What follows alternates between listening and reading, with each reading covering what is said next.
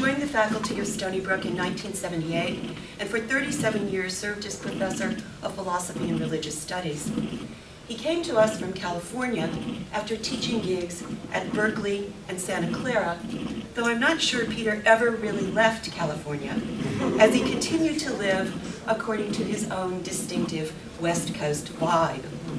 While at Stony Brook, Peter published 2 books, The Syntax of Time, which appeared in 2005, and Temporality and Trinity, which was just recently published this past summer by Fordham University Press. He served on more than 24 dissertation committees and was particularly revered by his students, and I'm sure you'll hear more about this today.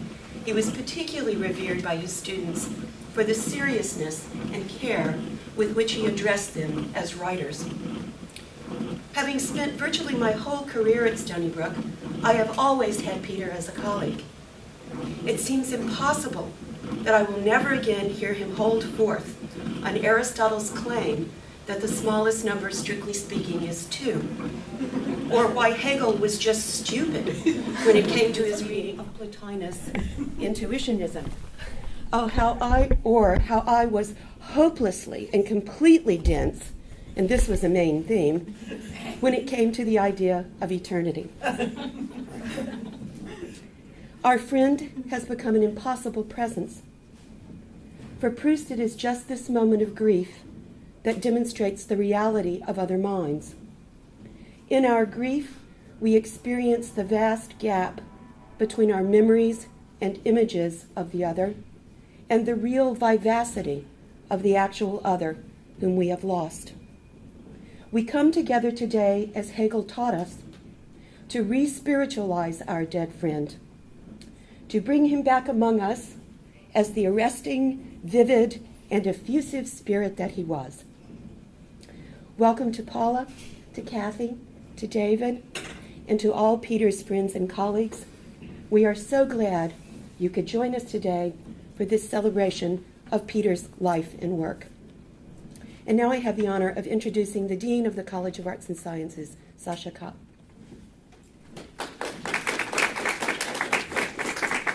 Mary.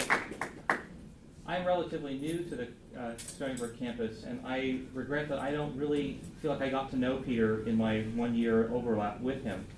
I had some interactions, but I came to know him most actually through reading about him.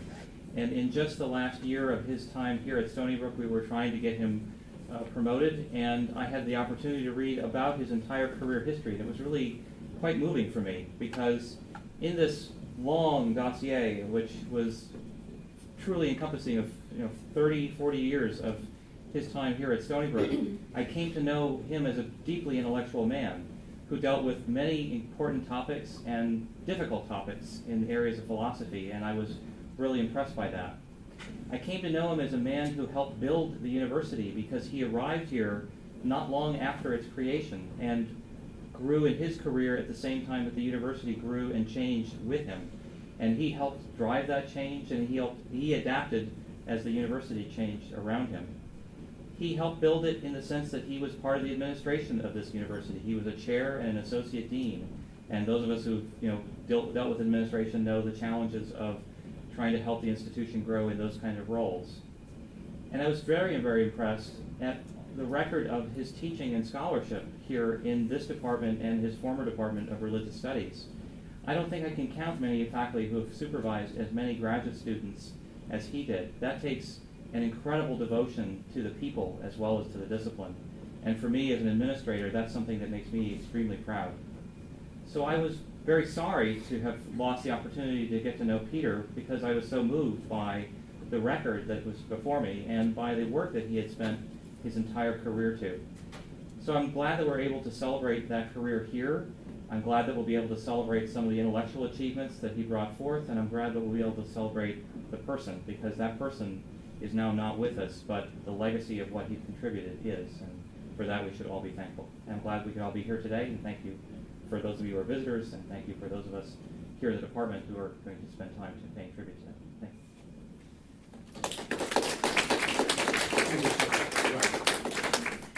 you. This event was largely organized by Peter's dear friend Ed Casey, along with help from Lee Miller, Alan Kim, Jen Carter, Randy Dibble, and a number of others. So without further ado, I'm going to turn the proceedings over to our distinguished professor, Ed Casey.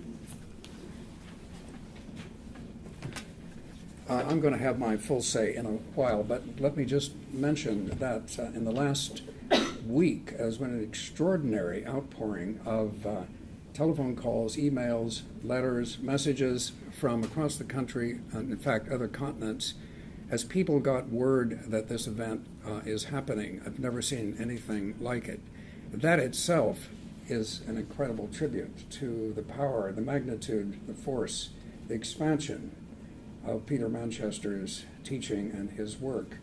It has radiated into the farthest corners of the earth. Now, not many of those people could come from those far corners of the earth, so those of us here today are standing in for a much larger mass of admirers, students, friends, former colleagues. It's necessary that we meet and we recollect and we analyze. It's going to be an afternoon of wholly different papers, some of which will be quite philosophical and will take us into the most esoteric corners of Peter's work. Others will be very much about Peter the man, about his life. It's going to be a remarkable and rare occasion, and I'm really grateful to each of you for coming out on this rainy day to celebrate our departed friend. We are beginning this afternoon with two special speakers. I wrote to them some time ago, actually thought of them early on as appropriate for giving what we could call lead talks on Peter's work and life. The first is Carmen McKendrick, who is a full professor and chair of the McDevitt Center for Creativity and Innovation at Lemoyne College. She graduated in 1994, working with Peter from that period. I wanted to have someone from that somewhat earlier, not very earlier, but somewhat earlier generation to talk to us. Since she left, she has had an absolutely stunning publication record. I give you the titles of only some of her books, which now number, I believe, 11. Counterpleasures, Immemorial Silence, Word Made Skin, Figuring Language at the Surface of Flesh, Fragmentation and Memory, Seducing Augustine, and appearing this year, The Matter of Voice, Central Soundings. These are all major works in philosophical theology, which was one of Peter's primary fields. And Carmen, I think, is continuing in his footsteps, but has moved into her own very distinctive direction by bringing body into the center of theological thought today. So I welcome Carmen, who will give our first talk this afternoon.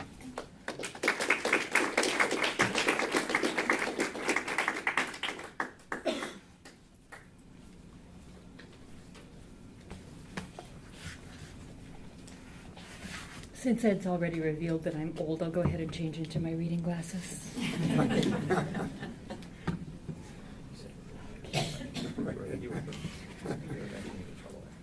I first met Peter Manchester ages ago when I took his graduate course on Plato and Platonisms.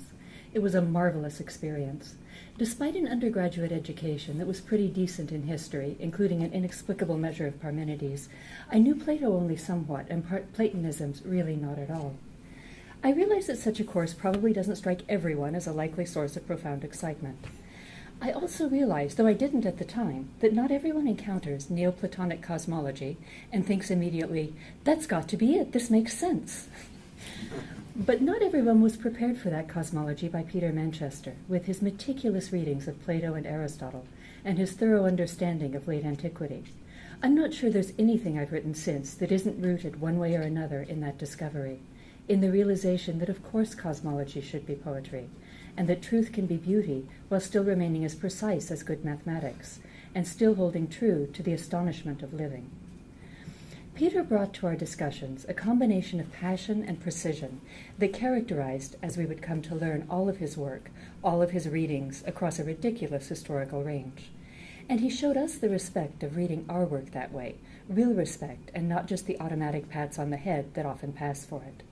He was one of the most conscientious teachers I have known in combining care for his students with honesty about their work, and I have had some very good teachers. He actually made us better thinkers, which is the sort of thing one comes to appreciate slowly, but for a very long time. Peter's passion for those strange and lovely texts was contagious, and as for the precision, well, I think all of us who studied with him went on to do the best that we could.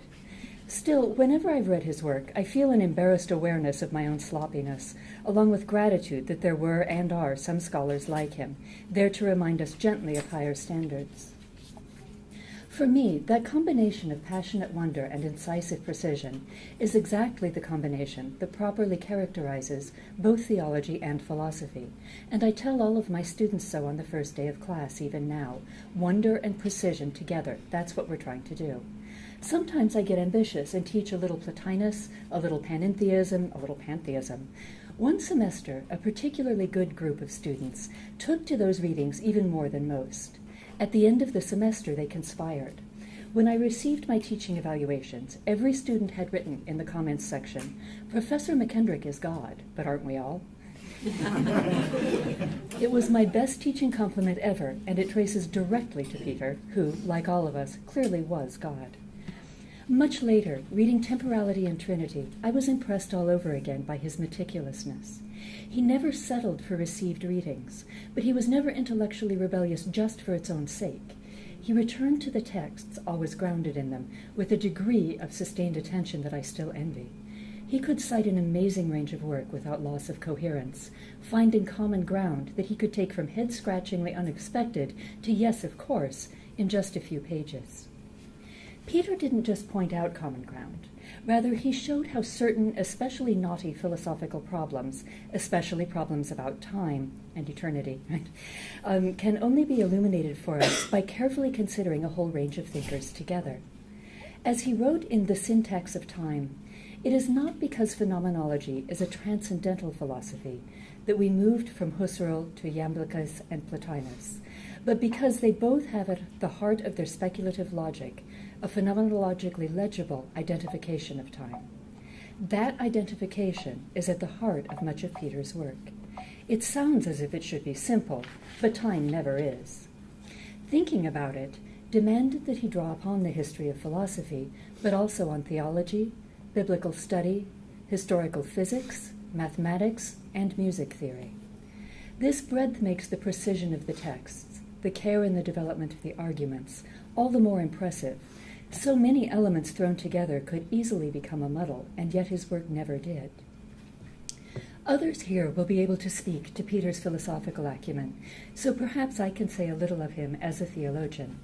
It might be Peter's fault that I have never really been able to say which of these I'm doing myself. His own work was so seamless. Maybe if I can explain how important his ideas were for me, I can give some idea of how his writing, his teaching, and his thinking could be valuable for all of us who encountered it. Thus, for instance, his distinction between time as a series, as measure, as an array, and as a framing brings considerable clarity to the perpetually muddled concept of time itself. The distinction between eternity and sempiternity that he makes is more common, but often missed, and with fairly disastrous results for theology. Just in case you're not familiar with it, eternity is not within time, and sempiternity is lasting throughout time.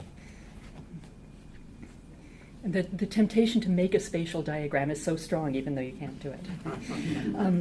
Missing this makes us value not what goes beyond time, but only things that can last. Nothing lasts. I first encountered Peter's conception of the relation of time to eternity in one of his essays. Its title, Time in Christianity, gives no clue to how exciting it turns out to be, though if I tell you that it reached the Gospel of John through insights from Plotinus and other Neoplatonists, that probably won't help too much either.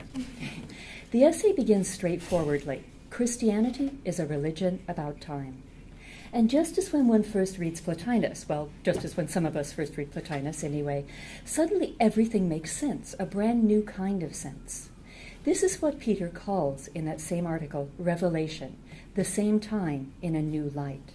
and about halfway through the article we find something revelatory indeed.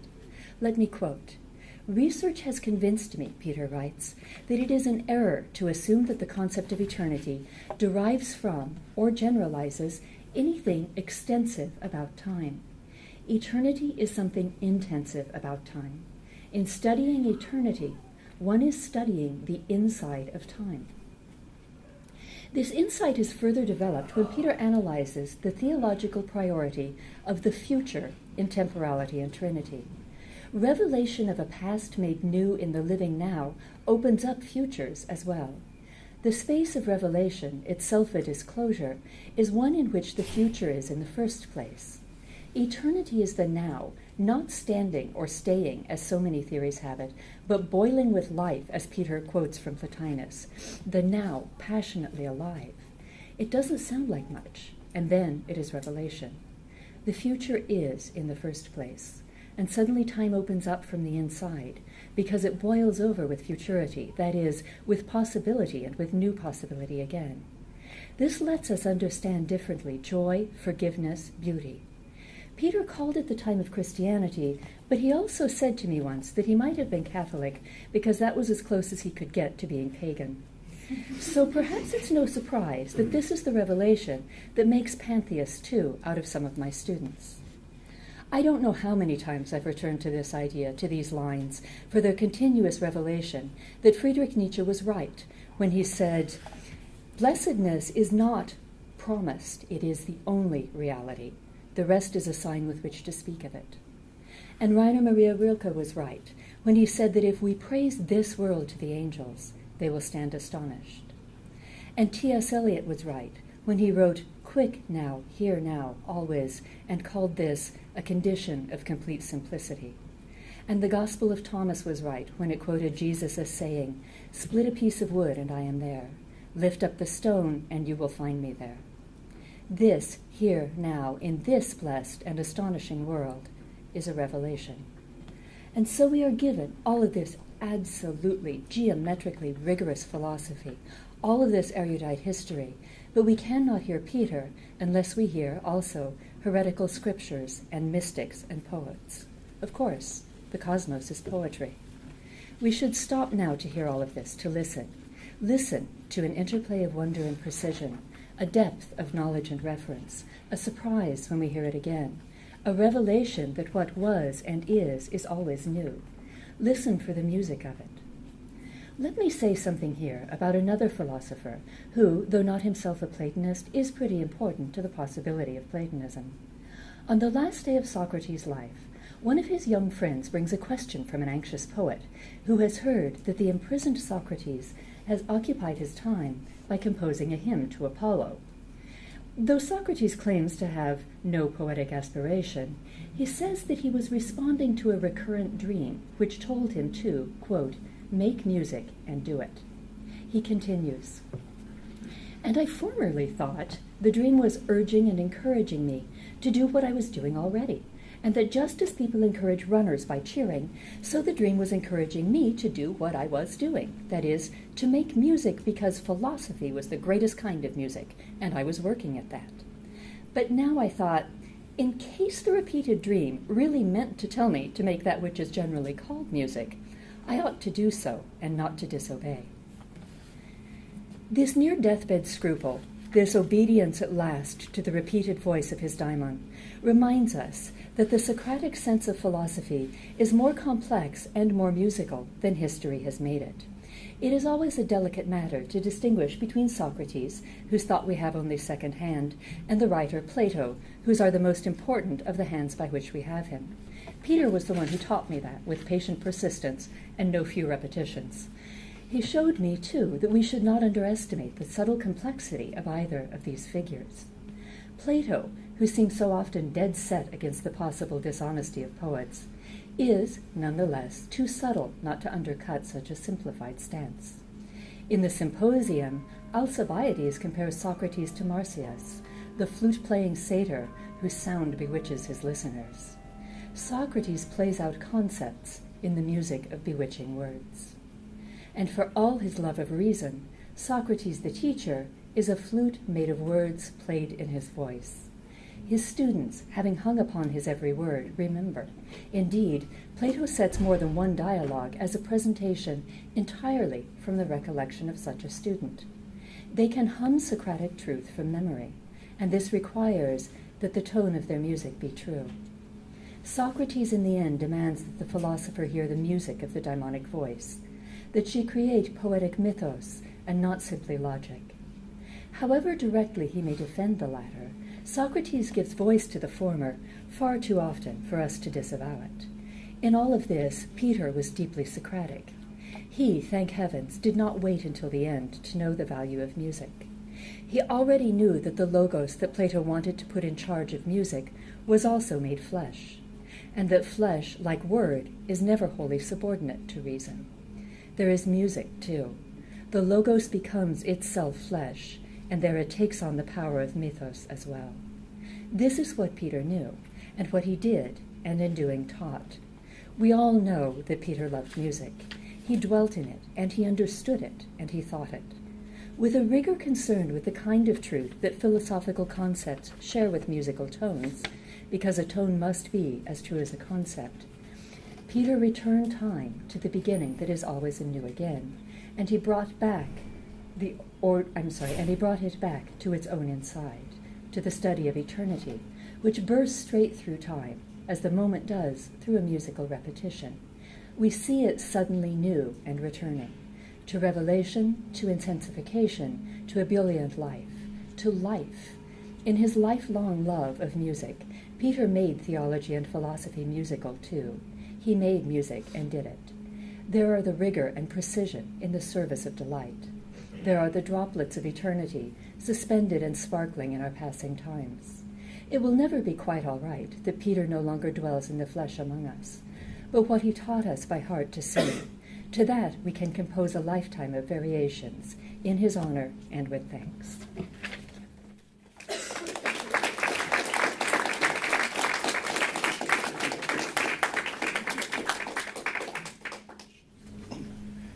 Well, thank you for that wonderful talk. It really was a case of the word, Peter's word, made flesh and made musical. So that was a beautiful and moving tribute and an opening to the afternoon. We're going to have a number of, in the first part of the program, of talks that are more or less prepared. We'll have a coffee break after that series of talks, approximately 6 or 7 of them. Then following that, David Manchester will speak to us about his brother and early times with his brother in California, that he never left. David himself has left. He's in Colorado, but I'm sure his heart is still in California. And then we're going to move to a much more informal phase of music, appropriately, interviews with Peter, spontaneous testimonials, and written tributes that I have collected over the last few weeks. So we're going to be moving from prepared talks thought out in advance, to thoughts that occur to any one of you, including speakers themselves, can speak again. And there are a number of students here, very recent students, who wish to speak. Some are coming later, some are teaching. In fact, some of our colleagues are teaching. They'll come after the coffee break. So let me introduce our second speaker, Julia Shustica, who is coming to us all the way from University of Strasbourg, where she's visiting professor in the Center of Research in German Philosophy and Contemporary Philosophy. She received her PhD relatively recently from Peter as her director, 2008. This was an extraordinary dissertation. I remember actually talking with Peter in his living room. And he said, I think Julie has really nailed it. She really got the relationship between the Logos, being, and the One. Now, for non-philosophers present, that's going to sound like something rather abstract, but for some of us, that's code for deep thought. So Julie, like Carmen from the just previous generation, is a scintillating mind, and she has forthcoming 2 books. One of them is titled Originary Metaphysics, Why Philosophy Has Not Reached Its End. Thank you, Mary. And a second book, Internal Strangers, Polis, and Philosophy. This is a study of the concept of metis, which is resident alien, and so it bears on issues of migration in America and around the world today.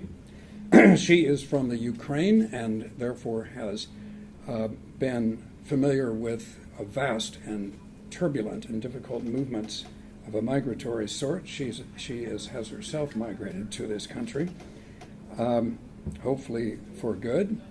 She's the co-editor of Deleuze and Metaphysics, and a wonderful teacher and a person I think we shall receive wisdom from. So let me introduce Julie Shustika.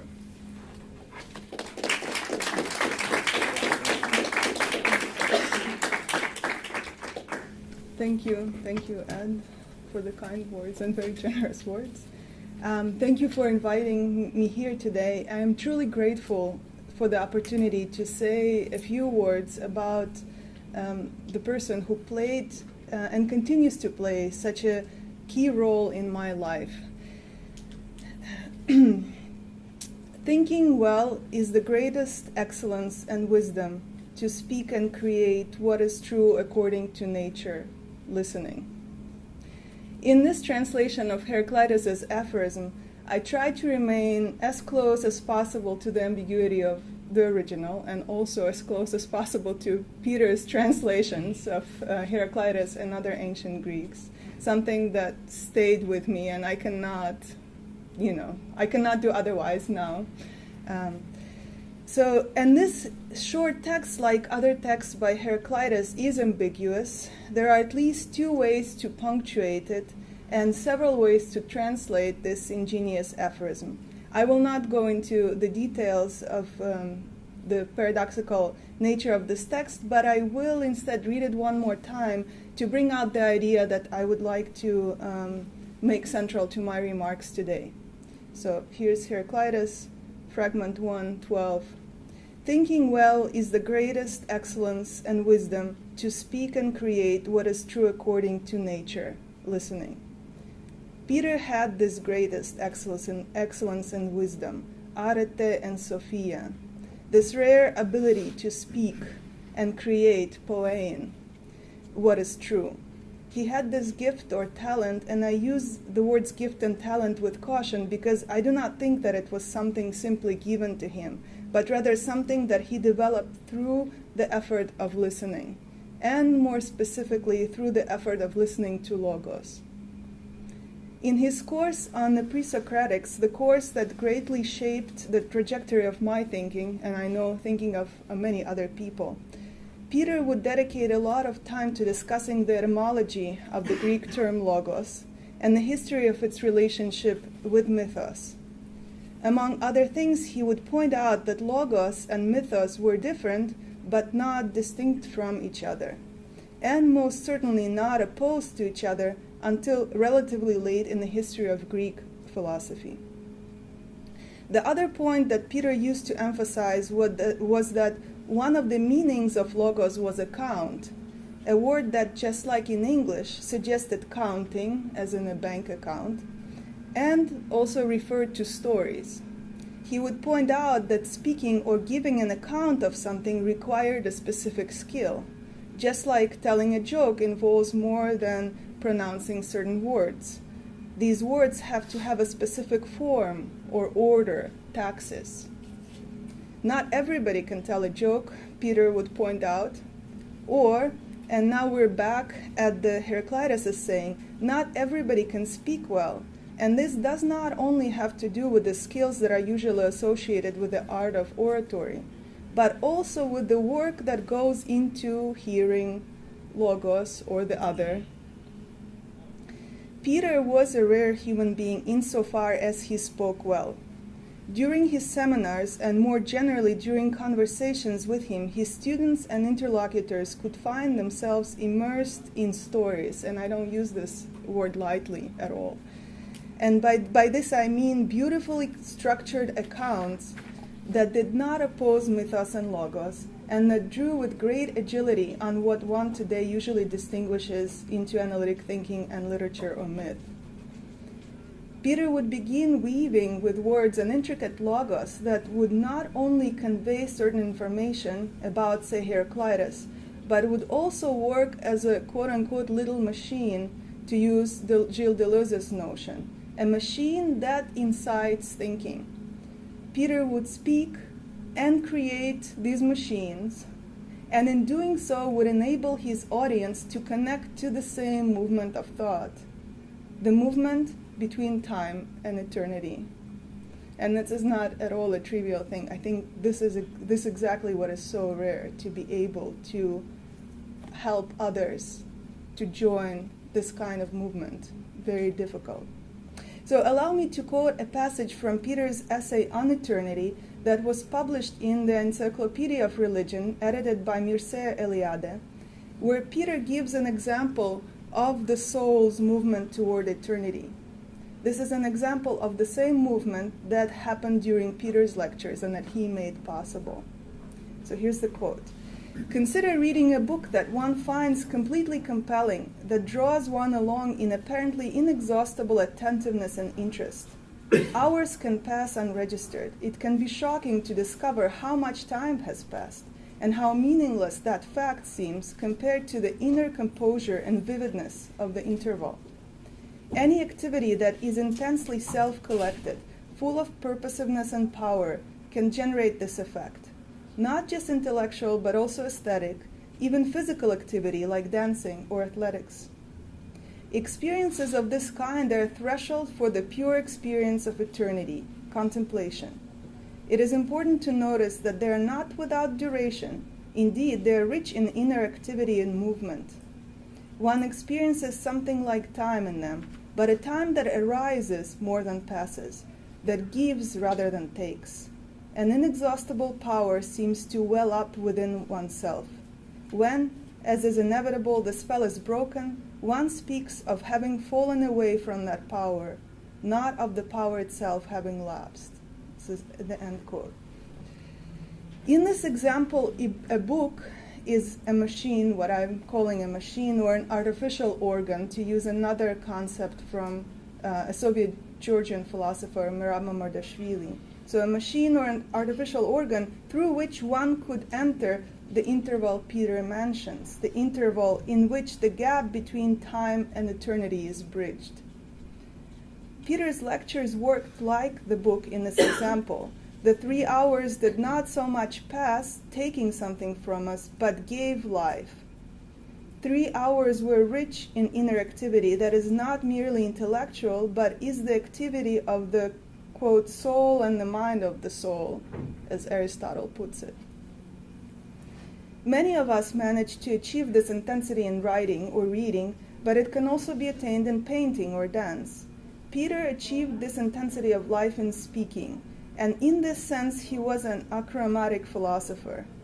Academic philosophy heavily relies on writing, and Peter was an exception from the general rule of prioritizing writing, of thinking through writing. And I myself think through writing, so nothing to say about this. It's just that his particular skill, I think, was to think out loud with others, including others at that very moment into his thought, which is, again, not an easy thing to do at all. To say that Peter was an oral philosopher is not to diminish the significance of the rich written material he left for us. And I'm especially grateful to those of his colleagues and friends who encouraged Peter to write down his ideas in the form of books. I know that Ed Case in particular supported Peter throughout the process of writing the 2 highly original works, The Syntax of Time and Temporality in Trinity. So I would like to say just a few words about some features of this originality. It's just a small fraction of what is what the richness one can find in these 2 books. Peter was a truly creative philosopher. And again, I'm drawing on Deleuze's term about creativity, that his method or his path, Peter's method or his path in philosophy, and this is, as Peter liked to point out, method means in Greek, it means path, right? So his path in philosophy required deep knowledge and great courage.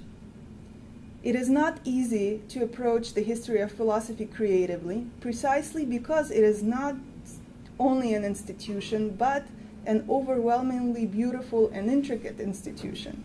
It is much like a Gothic cathedral, the splendor of which is not easy to brush aside. To quote Deleuze, the history of philosophy plays a patently repressive role in philosophy. It's philosophy's own version of the Oedipus complex. You can't seriously consider saying what you yourself think until you've read this on that, and that on this, and this on that. So, end quote. This is Deleuze. So it is especially difficult to overcome the history of philosophy's Oedipus complex if one tries to span this history.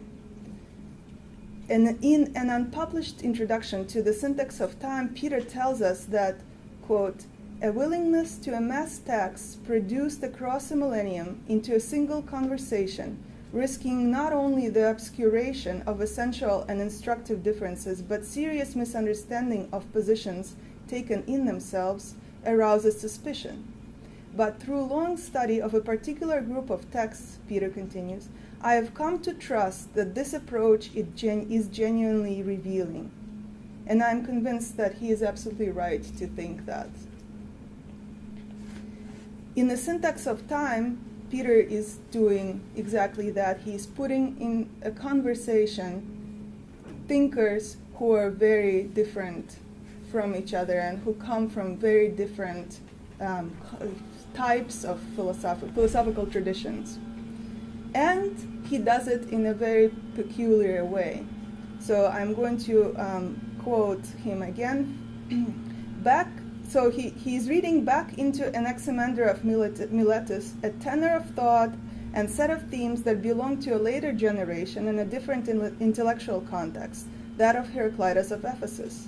Heraclitus, in turns, he expounds as something of a late Platonist, right? So he changes the trajectory of analysis. This method could be anachronistic and non-creative, but in Peter's case, it is anachronistic and creative, a distinction that, of course, requires justification and is not easy to make, but there is a real difference. And this difference, I think, in the end, consists in the effort that one puts into listening to Logos, and Peter put that effort. Peter follows the same method in his more recent Temporality and Trinity. He engages into one conversation three very distinct kinds of texts: Heidegger's writings, Augustine's treatises, and the Gospels. He does it and manages to pull it off. Instead of placing them in a sequence, historical or progressive, Peter is able to discern how they are synchronized in one interval of time, in one noon or now. As an example, consider the following statement from his chapter on Augustine. Quote, Augustine's philosophical procedure is phenomenological, and more specifically, it amounts to a discovery and interpretation of ecstatic horizontal temporality. End quote. So this is the kind of claim that, again, is very precise and is backed up by very exact argumentation and highly original. Returning to the image of a machine that facilitates thinking, the mechanism that Peter creates, poein, in this book from the concept belonging to dramatically different philosophical tradition, this mechanism works. Such a distinctive philosophical method is justified by actually Peter's theory of time, according to which time is not a sequence of nows, it is not a line, but rather that which allows us to compare different motions. Time, as Aristotle points out, is the number of motion. So I think Peter's distinctive, very original philosophical method is fully grounded in his very original conception of time and eternity. If the texts of Augustine, Heidegger, or the Gospels are each a little machine moving in its own way at its own speed, then one could place them next to each other, so to speak, and if the numbers of their movements are compatible or resonate with each other, a different machine is created. And this can be done, however, this complex work can be done, however, if one has greatest excellence and wisdom. Then the machine will work.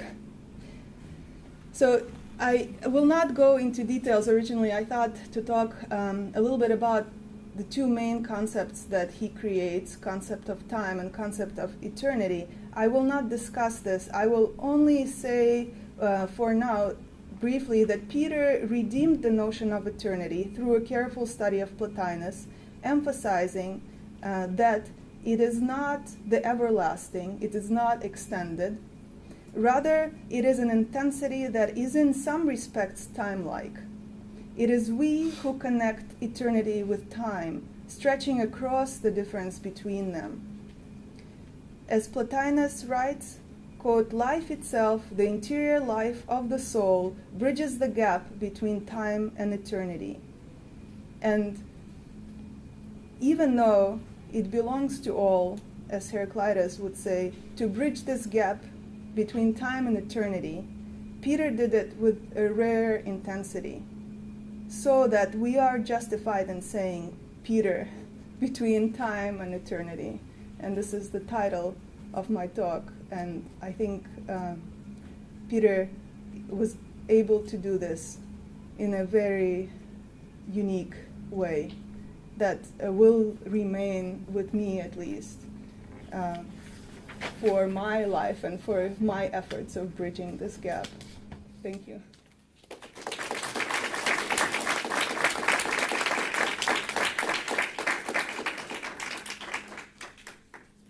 Sasha has to leave because he's busy, but I want to thank Sasha for one thing, which is a grant that made it possible for this meeting.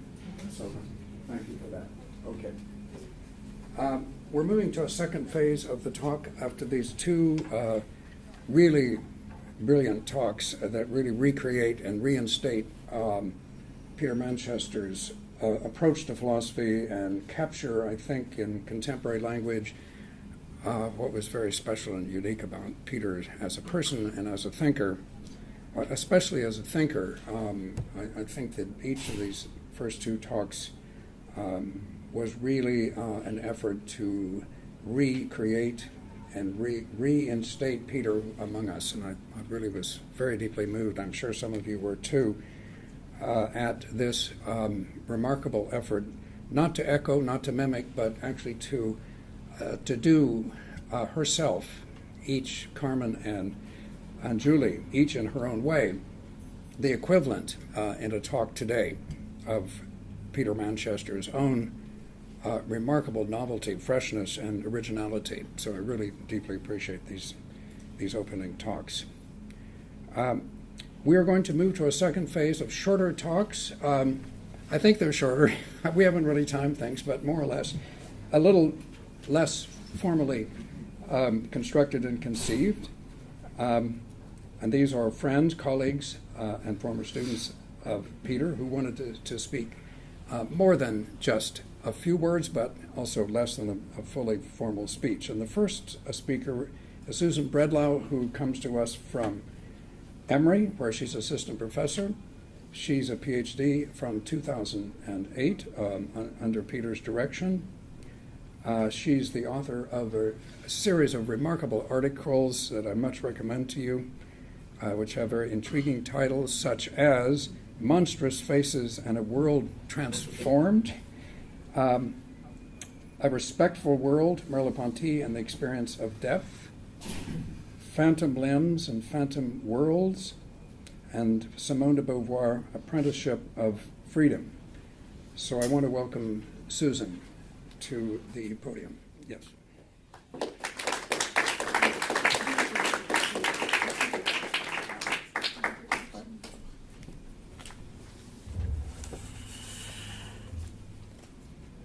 On what I remember as the first day of my first class with Peter Manchester, he asked us to point to the place in the sky where the moon had risen the previous night. 20 hands pointed in 20 different directions. He shook his head in disappointment. If we were going to understand Heraclitus, he told us, we were going to have to become a lot more attentive to the moon and the sun, and indeed the whole natural world. And so we began our study of Heraclitus, and it was fantastic. Heraclitus's fragments are notoriously difficult, even many would claim impenetrable. But Peter insisted that we approach them as highly perceptive insights into the world around us. We did not, in fact, know more than Heraclitus did. Most of the scientific facts we had absorbed up until now only masked our deep separation from and ignorance of the natural world. To understand Heraclitus, we had to wake up to this world. It was not Heraclitus who had to answer to us, but we who had to answer to Heraclitus. Peter demanded that we notice the philosophical significance that ordinary experiences are imbued with. I saw this in class, in Greek group, for which the only requirement for admission was that one knew the Greek alphabet well enough to sound out words, and that one was genuinely interested in ancient Greek philosophy. And I also saw this demand to notice the philosophical significance of ordinary experience in an independent study of Aristotle's De Anima that I took with him. I now work to enact the same demand in my own teaching. One of my secret, now not so secret, teaching goals is to have so many of the objects that my students regularly interact with reveal a philosophical meaning that they cannot help but be confronted with philosophy wherever they turn. Look at the moon, philosophy. Walk the dog, philosophy. Talk with a friend, philosophy. This demand speaks to what I think was Peter's vision of philosophy, a vision that I greatly admire and aspire to. Philosophy is not a study that has no bearing on the rest of our lives, and doing philosophy is not engaging in a contest to see who can manipulate a collection of highly technical words most cleverly.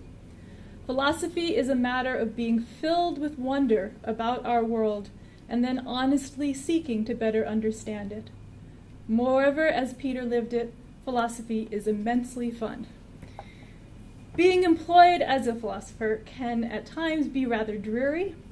I feel very lucky then that when I'm feeling run down, I can remember Peter's unflagging enthusiasm. It was always a pleasure to talk with Peter. He always had some experience that had recently caught his attention and was on his mind, and he was always interested in what had caught your attention and what was on your mind. His eyes would light up and off the conversation would go. Peter began the independent study on Aristotle's De Anima that I took with him by, in his words, calibrating me. I can't remember the exact questions he asked me. I really wish I could. But I think they had to do with how Aristotle would describe the living of living beings. At the time, I was still too invested in the mechanical conception of nature I had been taught in my university biology classes. It was difficult for me to put aside this conception and recognize the power of Aristotle's account. Though I feel a little sheepish about admitting this, it has taken about 15 years for what Peter taught me to really take hold in me. Yet now that it has, I am again and again amazed by just how wise Aristotle is, a wisdom that Peter appreciated deeply. I teach a 200-level ancient Greek philosophy class quite regularly now. Last year, as we were discussing Aristotle's argument that matter alone could not account for living beings, and that one had, therefore, to recognize soul as critical to any complete account, I could see one student becoming increasingly agitated. Finally, he couldn't take it anymore. He raised his hand, and when I called on him, he said, "I don't know why we're bothering with this. Now we know something that Aristotle didn't. We know about DNA. Only living beings have DNA, so we can account for life solely in material terms." Somewhat like Socrates when confronted by Thrasymachus in Plato's Republic, I was glad I had been able to see this student's mounting frustration, and was, therefore, ready to respond to the philosophical seriousness rather than the anger of his question. "Don't beings that have died have DNA?" I asked him. "And aren't we trying to account for what distinguishes a living being from one that is dead?" And much to this student's credit, he acknowledged the force of these questions. I could see his hostility begin to dissipate, and this exchange, in fact, marked a real turning point in his attitude toward philosophy. This was one of my favorite teaching moments, and Peter most certainly had a hand in it. It is not Aristotle who answers to you, but you who answer to Aristotle. Respect the text, not by losing sight of your own experience, but by noticing how the text speaks to your experience. And finally, be delighted by experiences of philosophical insight. As I continue teaching, I look forward to Peter having a hand in many, many more favorite moments. Thank you.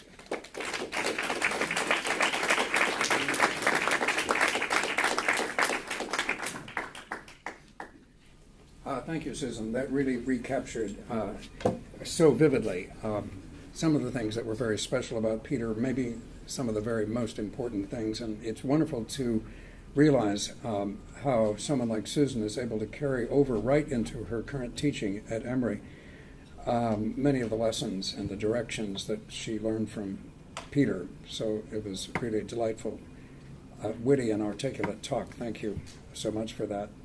Our next speaker is Jennifer Carter.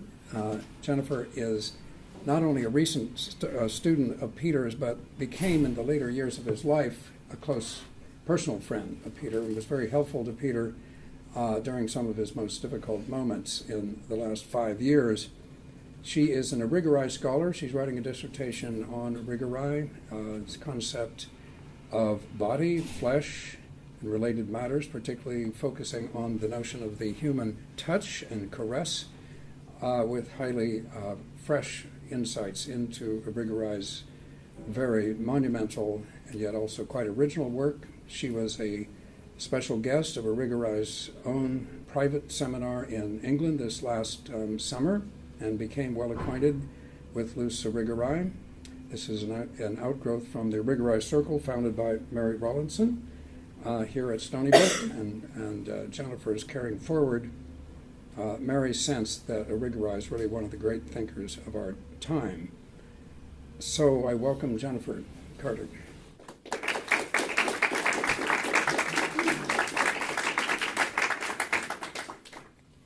I never had the privilege of being in one of Peter's classes, partly for contingent reasons, but I also always was conscious that perhaps I didn't take his classes because I was not only rather intimidated by Greek philosophy, but also by Peter himself. And it was quite a surprise to me. Peter and I actually grew up within about 30 miles from each other, of course, at different times in Central California. So my high school football team played against his high school football team. But I thought that that was pretty much all we had in common. And I wound up, by a series of sort of unexpected circumstances, getting to know Peter, mostly because I used to drive Ed over to his house after the seminar on Wednesday evenings. But Peter and I found that we shared a common interest in reality television. So it became our practice to have a standing date every week to watch Project Runway together. And we used to comment on our favorite contestants and Heidi Klum's oddly stern yet plucky demeanor. And but one of the things I learned was that Peter was a remarkably unpretentious and unprejudiced scholar. And he was a scholar about everything, including Project Runway, including music. But he had a very natural way of engaging with all of those arts and and literatures. What I eventually discovered was that my intimidation by Peter and Greek philosophy was remarkably well-founded. I did wind up learning quite a bit from Peter, philosophically speaking. He would often go into his research. When I came over to his house, he would talk about it at length. And he really had no patience for anything that was not of particular interest. And that could include a variety of things, but luckily for me, very often it would involve his work on temporality and Trinity, or something that he just was finding particularly appropriate from Greek philosophy or medieval philosophy at the time. And I discovered through Peter that it actually was, I was suspicious that there were no philosophers who really understood Greek philosophy, because it's just too far from us. But I learned that it was both about as difficult as I had imagined, and that there are, in fact, people who can do it. And I am so grateful that I had the experience of learning from Peter as a friend, because he taught me so much about what it really takes as a person personally to do philosophical scholarship. What the life that a scholar and a philosopher actually has to live in order to be as great as Peter was, and as great at the kinds of things that Peter was great at. And I'm just so grateful that he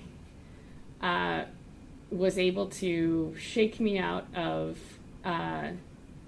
my antipathy towards philosophy that I thought was impossible, and show me that it actually is, and that I'm able now to not only incorporate that into my work, but also his insights, that I can incorporate them into my life. And I include in that all of his insights into Project Runway and Taylor Swift and Kate Bush, which I will take with me forever. Thanks.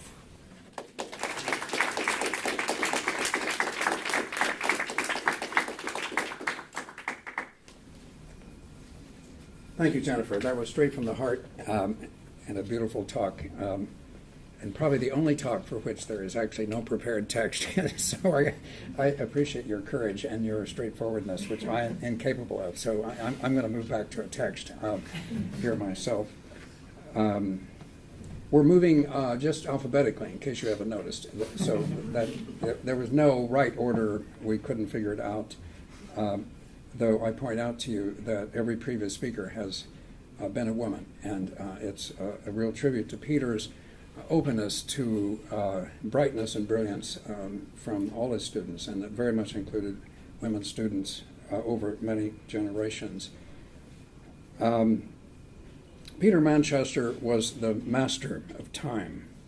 He understood the nature of time better than anyone I've ever known in the world of philosophy, bar none. He had an amazing grasp of the way that time configures itself in every imaginable situation.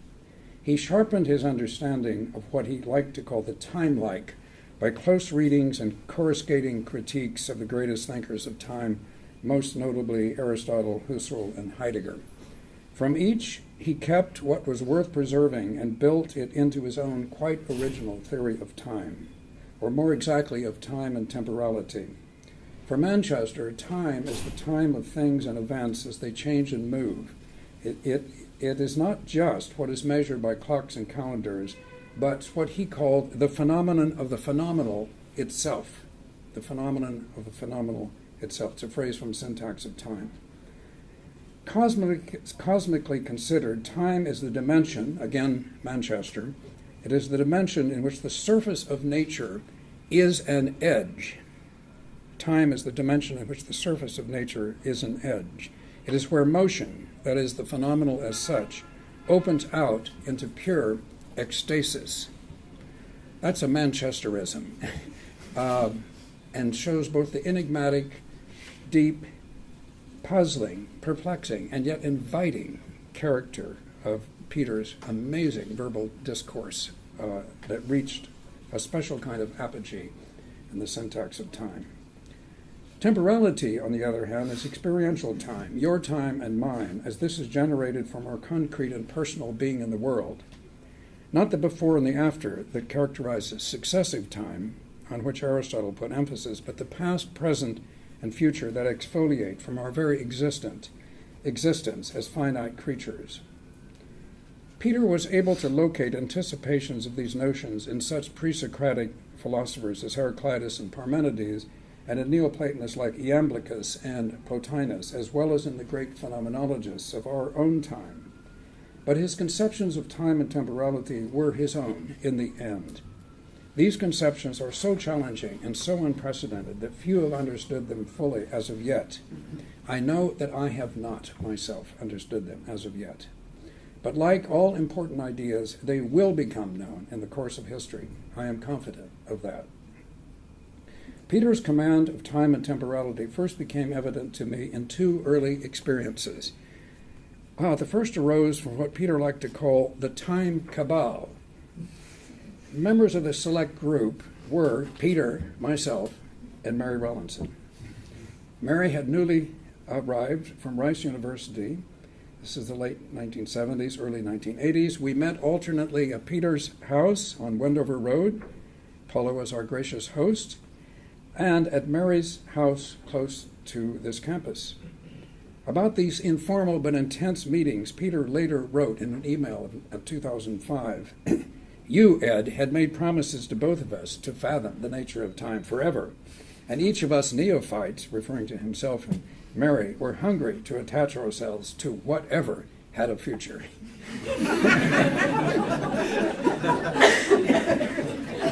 This is a guy who could roll off a sentence like that in an ordinary email. Yeah. Compare your own emails, folks, and you'll see what's really extraordinary about this man. We read parts of Being in Time in an essay by Derrida that I had recently translated myself, Uzia and Grame. As if Heidegger were not difficult enough, Derrida proved formidable. While Mary found crucial flaws in Derrida's argument concerning the relationship between time and the trace, Peter focused more on how time and being were linked. But in the end, he chucked out the piece. He disgorged it. He hated it, finding Derrida's finesse not to his liking. His philosophical tastes were more Greek and German, compared with the Francophilia of Mary and myself, who remain friends and advocates of Derrida to this day. Peter tried hard. In fact, I just discovered notes he made on the second experience I'm about to recount, in which I had forgotten this, he actually taught Uzia and Grame in an effort to try to have to speak about it in public, to see if finally it made some sense. I think he agreed with his earlier judgment that it did not. And that second experience began in 1984 when Peter and I co-taught a doctoral seminar ambitiously titled, but not surprisingly titled, Time and Temporality. What I remember best from this experience of teaching together, our only such venture, was that it convinced me of two things. First, that Peter Manchester could not be outsmarted when it comes to matters of time. His lambent mind had already uncovered its most intimate infrastructures. And secondly, that if I were to have anything of my own to say in philosophy ever, I had better leave time behind, leave it to Peter, and take my marbles and go somewhere else, where that somewhere else meant the exploration of time and space, which actually became my own work for the rest of my life. Without intending to do so, Peter ushered me into that work graciously but forcefully. Peter Manchester was a living, breathing mass of contradictions. He was, as you know, a giant of a man in every respect. Massively large. He had great finesse, however, when it came to the fine-tuning of sound and video technology. Heavy in terms of avoirdupois, he was ethereal in his speculative tendencies. He was altogether exuberant, and the loss of a lower part of his left leg never slowed him down when it came to teaching or writing or shooting the breeze with students and friends. He was completely stoical in the face of persistent health problems, which never seemed to get him down, but were faced as challenges that must be met. His interest in philosophy verged on the arcane, yet he was fully attuned, as we've just heard from Jennifer, closely to popular culture, closely following Taylor Swift in every recorded appearance she made in the last 5 years. And I mean every. I listened, along with Jennifer and Randy, to many of these many times over, and even their children became quite entranced by Taylor Swift and would dance, actually, at age 2 and 2.5 to Taylor Swift's songs, to our complete delight as jaded adults. Peter Manchester could be remote in manner when it came to discussing philosophical issues, where chances were that he had already thought out his views a long time ago. But he was personally very accessible and down home. In the same spirit of combining contradictory directions in his life with amazing grace, he did the same in his thinking about time, notably holding that time and eternity are not two separate things, rather that the now, capital now, and now, as pure presence to mind, is eternity. That's your presence to mind and my presence to mind and all of our presence to mind. We're living it. We are it. We just have to realize that through what Julie referred to as the intensely lived moment in which the eternal can enter time. Now that's to say that Peter Manchester lived his time on earth abundantly and diversely. He was a multiplicity. He wasn't just one person. A multiplicity very much in the sense in which Bergson considered and wrote that duration, that is to say time, is essentially multiplicity. Peter was one and the same human being, but he was multiple in his passions and powers. Deleuze writes that, quote, being is said in a single and same sense of everything of which it is said, but that of which it is said differs. I better read that one again. Being is said in a single and same sense of everything of which it's said, but that of which it is said differs. We discussed that sentence last night in my seminar. Julie joined us and helped us to understand that remarkably dense but profound statement of Deleuze. Just so, the proper name Peter Manchester is said in the same and single sense of the historical person, but this person was highly differentiated and divergent in the directions in which he led his life. If time, as Julie has written, quote, becomes many by dividing into elements that differ in kind, time becomes many by dividing into elements that differ in kind, then Peter's lifetime was divided into very different kinds of activity, including hot rod enthusiast, horseback riding guide, techie for the Jefferson airplane, acid tripper, and connoisseur of marijuana. We shall hear more about some of the earlier phases of Peter's life from David Manchester anon. But here I want only to single out two of the most important elements of his vast multiplicity, his sense of language and his love of a particular form of popular music. Peter's relationship with language was quite unique, and previous speakers have already addressed this. Not only had he mastered the major languages in which Western philosophy has been written, Greek, Latin, German, and French, but he had an uncanny ability to re-express in vivid English what other philosophers had written in their own tongues. His translations of Aristotle's Physics, Book 4, are legendary. Take the following sentence from what he liked to call his minimal translation of Aristotle's treatise on time. For time, is always different and different, and none of what are other and other parts in time are simultaneously, unless the one contains, the other is contained, as the lesser time by the fuller, and the non-being now, beforehand being, necessarily perished sometime, then the nows too will not be simultaneous to one another, but the one beforehand of necessity has always perished. He didn't care a hoot about the apparent ungrammaticality, much less the unintelligibility of such a sentence. He just wanted to convey the raw feel of the Greek, what it feels like to an English speaker to be working her way through Aristotle's tortuous text with just even a little Greek. Peter really wanted to capture that. It was a phenomenological feat to actually put that into English. Most of us would have long since polished it over and made it elegant.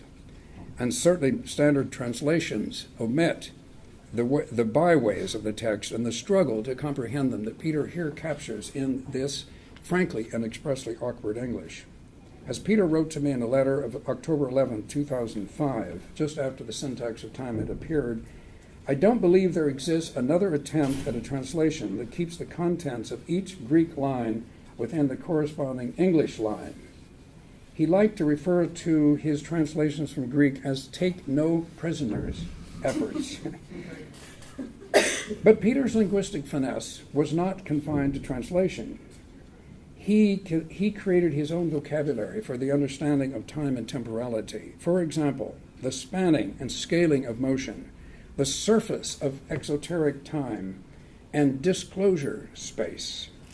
Regarding the latter phrase, he wrote me that besides being knowledgeable about the history of my whole hideous excursion into time, referring to the fact that that book was first conceived in 1985. It was finally published in 2005. So he's writing to me, you are knowledgeable about the history of all this. We used to talk about it a lot. You uniquely can appreciate the irony of the fact that in order to say what I try to say about the preeminence of the link between time and being, I had to invent the category of disclosure space. It's a perfect example of what Deleuze says philosophers ought to do, but so rarely do, that is create new concepts, literally new concepts. For the reader of the Syntax of Time, the entire book offers one continuous space of disclosure about time and temporality after another. Soon after receiving a copy of that newly published book, I recounted to Peter the following episode. When I got onto the train back to New York that night, it was noisy and silly in atmosphere.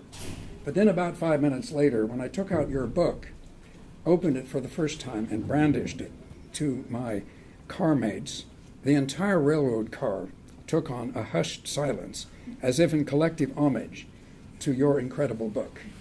It was kind of uncanny. There was a sense of something special was happening at the opening of that book.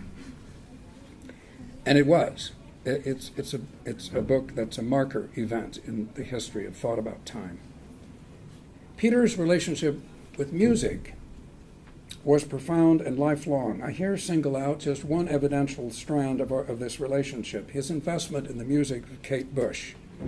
For a number of years, Peter shared his passion for Kate Bush with me and others. This took the form of not just listening together to her most recent releases, but of hearing Peter describe her as not only a young woman with an attractive voice, but as someone possessing the aura of a religious figure, someone worthy of devotion. She was not Peter's Diotima, but she was surely his Selena, goddess of the moon. She meant so much to him that he wrote her several times at length, and to his absolute delight, she finally responded in a letter he treasured to his last days. It's a letter that he actually carefully hid away in his living room, and I'm not sure it has ever been found, unless it was found. Ah, very good. Okay, I'd like to hear more about that later from Pauline. He would pull it out as if it were a sacred object. Later, we shall hear Peter himself discussing Kate in a revealing interview. So we have, thus, another Peter Manchester, another way his existence was differentiated into an element that might seem incompatible on the surface with his standing as a scholar, but that was for him a perfectly natural part of one richly varied life. Often the varied components of this life were kept discreetly apart, but sometimes they would converge, as when Peter once wrote to me that, quote, "The core observation in the syntax of time is that time likeness is not simply sequence, but dance." Every dance, no matter how lively, comes to an end. The master of time was finally undone by time itself. That this life-affirmative, many-dimensional being, so full of life and so passionate about so many things, should have to leave this earth so abruptly seems almost unimaginable to his friends and family and his students and colleagues. When Paula called me that Sunday in late June to tell me that Peter had passed, I could barely believe her. Paula had been attending to Peter's health and well-being, not only in this final phase, but for many years. When I received her call, I found myself asking, how? Peter, how is this possible? And I'm still asking myself these unanswerable questions. Nevertheless, in brute fact, his time was up last June 28th. Quite suddenly. He had been recovering well from cardiac arrest 2 weeks earlier. I had come back from California to see him and also to meet with the dean in the company of several colleagues to protest the dean's earlier decision to deny him promotion to full professor. Lorenzo Simpson, who just joined us, was part of that group. The meeting was successful. Listening to us, the dean changed his mind on the spot, reversed his decision, and wrote a letter promoting Peter that evening. I was happy to report this turn of events to Peter in the hospital. It made his day, even if unknown to him or anyone else, including his doctors. His life was soon to come to an end. Only several weeks before, the author's copy of Temporality and Trinity arrived at his house. It was all coming together. That's what it seemed. I was with Peter the night before he died from a devastating heart attack. I helped him eat dinner with as full dexterity had not yet returned to his hands. He was unembarrassed, grateful to be fed by me, forkful by forkful. We were mostly quiet on what turned out to be the last evening of his life. I did not know that I was about to lose my closest male friend, that his brilliant mind and vivacious wit would no longer grace the world in which he moved and had his being, that his magisterial presence there was about to vanish forever. By the next noon, Peter was gone. Attending angels, I like to imagine, might have taken him, his great physical mass, notwithstanding, to another world where, true to his own speculation, time and eternity are one. As Hesiod puts it, night and day, passing near, greet one another as they cross the great bronze threshold. The one is about to go in, and the other is going out of the door. And never does the house hold them both inside, but always the one goes out from the house and passes over the earth, while the other, in turn, remaining inside the house, waits for the time of his own departure until it comes. The one holds much seeing light for those on earth, but the other holds sleep in her hands, the brother of death. Thank you.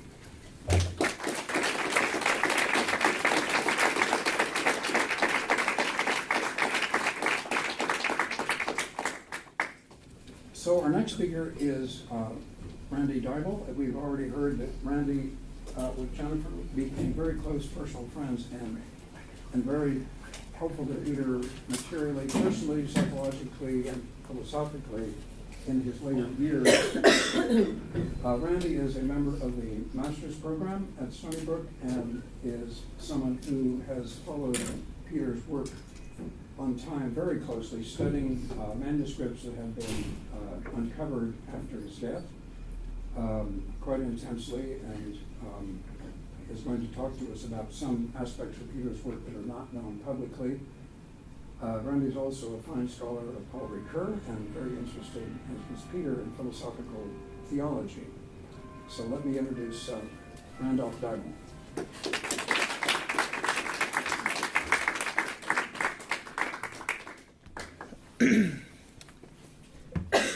So as Ed mentioned, I've been studying his unpublished parts of his work, including a prologue and introductory chapter, first chapter to Syntax of Time that I want to share with you today, because it's very, very significant in that it gives a totally different dimension of the book that Peter had in mind throughout his career. I have drafts that go back into the 70s. I think as soon as he graduated from Berkeley Theological Seminary with his dissertation that became Temporality and Trinity, he then shifted to working on Syntax of Time. And then he honed up the Temporality and Trinity later for publication. But he'd really been working on Syntax of Time for decades, and there's even books in the library here. I put his books in our Salzburg library. Some of them are dedicated to him, with much thanks, and one of them says, and me and all serious scholars look forward to the Syntax of Time. So people were definitely looking forward to that, and it finally was published in, was it 2004? 2005. But for some reason he just chucked these introductory remarks, which are incredibly valuable because they change it, into like in a totally perpendicular direction. So when I first encountered Professor Manchester, he was my teacher. In his course Sources and Methods, a religious studies course, he taught the interpretation of the myth of the fall through Paul Ricoeur's hermeneutic phenomenology and through the existentialism of his teacher, Hans Jonas, Peter's teacher. This has been the most important influence on my philosophical style up to the present, up to the material that I will share with you today. The profound influence that Peter had on me led to a familiarity with the full range of Paul Ricoeur's philosophy, which in turn has unexpectedly prepared me for his unpublished material, material which reveals the hidden linguistic dimension of Peter's work. In earlier drafts of the Syntax of Time, I found an aspect of the book that deals with language, but takes off in an orthogonal direction to analytic philosophy of language. And in his philosophy of language, the ancient Greek cosmology of Syntax of Time is placed back into its original language, where the currents of contemporary philosophical thinking first find themselves. He writes, time first knows itself. What did he say? Thought first knows itself in time, in particular in the language that's emerging from Heraclitus. So Peter aimed to include within the framework of a philosophy of language the transcendental phenomenology of time that he developed in the Syntax of Time. That phenomenology reanimates a lost paradigm in the history of ideas that would have set its key ideas in motion, deployed in the dynamics of thought and language. So returning to from the temporal problematic of temporality and trinity, which deals with a sort of three-value syntax of time, which is the trinity, and the temporality of past, present, future, to a two-value syntax of time. The word syntax in the title, in its familiar distinction from and direct confrontation with its counterparts of syntax in the language in the philosophy of language, semantics and paradigmatics are the two things that one usually associates with the word syntax. And this book, Syntax of Time, doesn't deal with those things. So anyway, The thesis of time's two-dimensionality that the reader encounters in the syntax of time causes a semantic shock, a paradigm shift, but the unpublished material leads to understanding the place of this thesis in a larger project represented by the decision to translate Anaximander's cosmological word taxis as syntax against the usual translations of order and structure. The Anaximander fragment from which the book gets its title describes the necessity prevailing in cosmological exchanges, all of which arise from the apeiron, the boundless, that Anaximander is well known to have described. Professor Manchester takes this to be a development of the Pythagorean notion described by Plato in the Timaeus, that time is a moving image of eternity. On this point he writes, eternity and time relate as paradigm and image. And he also writes, when something is characterized with regard to a paradigm, thought is directed in a way more fundamental than by definition. Here he goes on to describe the way our ability to imagine eternity has been lost to us since Boethius. Is that how you say it? Boethius? Boethius. Boethius. And so now we can only know it as a logical abstraction. He writes, identified in relation to time, but only negatively as timelessness. So it is not my aim to go into this more further here, but to say that he traces this paradigmatic intuitive blindness, he calls it, to a break in Aristotle, explored in the Syntax of Time. In that book, Professor Manchester uses Plotinus as a channel for recovering this lost paradigm.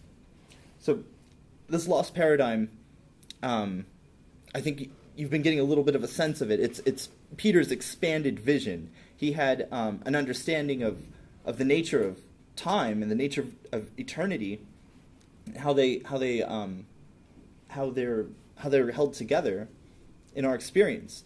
And he held it together. He kept that in his core, and that's where all this stuff comes from. But this whole linguistic dimension wasn't there. So we are making an archive. We're making a few archives of Peter's work. One of them will be here in the Salzburg Library. Another will be in the Melville Library, the main library on campus. And we just started thinking about maybe making an electronic library as well. We have to work all this out, but that's where you can maybe find some of the material that I'm referring to. So in the Syntax of Time, we learned that time is the unity of a twofold distinction, the unity that is the second dimension. In our experience, time means that physical nature opens up. And this up is the direction of a new state, he says, a vertical juxtaposition relative to what is now the horizontal passage. In the Syntax of Time, Professor Manchester writes, time is the dimension in which the surface of nature is an edge, as Ed Casey pointed out. And in the mathematical physics of coordinate geometry, this means that three-dimensional objects extend into the fourth dimension. We travel through the three dimensions and along the fourth as along a line. But this is precisely what phenomenology seeks to correct. As Merleau-Ponty says in Eye and Mind, inverting the order of Descartes' res extensia, depth is not the third dimension, but since it contains all the others, and it's the first one we encounter, it's the first one. Now, similarly, but independently, and independent even of Husserl, upon whom he draws on the topic, for Peter, time is the spanned interval of a disclosure space. In light of the unpublished material, I venture to add that time is the dimension in which the syntax is sufficiently different from its semantic content in order to open a certain interiority that we commonly call the mind. He calls this a virtual eternity that's opened as we move into writing, for instance. But he describes it elsewhere. It's really the spanned interval that's the disclosure space, the central topic of the book. And of key significance is that it's represented by two-dimensional diagrams. But so one can infer from this that the syntax of space is not sufficiently different from its semantic content. Thus, if we could somehow have a space without a time, there would be no room for thought or consciousness. The relation of the syntax of space to its semantics is iconic. Its semiotics is physical. What you see is what you get. There's no difference between, in our experience, between the form of the things that they take, or the structure, and the matter as it appears to us. Whereas for time, that's what's different, and that's what opens up the dimension of the mind, of time and of the mind. So now these distinctions of physics and mind, of space and time, are not divisions, he says, but they are thresholds. So Peter writes that syntactical structure may well be itself semantical sedimentation, he says, subject to the transformations of dissolution and innovation. And following what developments in the domain of language lead Heraclitus to invent speculative logic and use it to practice physics, Peter Manchester recovers an ancient way of life to which we moderns are, he says, nearly blind intuitively, and which therefore strikes us as merely figurative. An all-inclusive self-referential intentionality is obscured to us by our purely negative conception of eternity as mere timelessness, a logical abstraction that has obstructed our identification of eternity as intensity of life. That's what he says. And all but entirely lost is the ancient paradigm called spherics. So spherics, at one point he reveals, is what he means by situating the relation between time and eternity as we are situated in like the sphere of he calls it the sphere of the whole, invoking many ancient notions, but and this ancient way of thinking, which he calls a lost continent in the history of philosophy in Syntax of Time.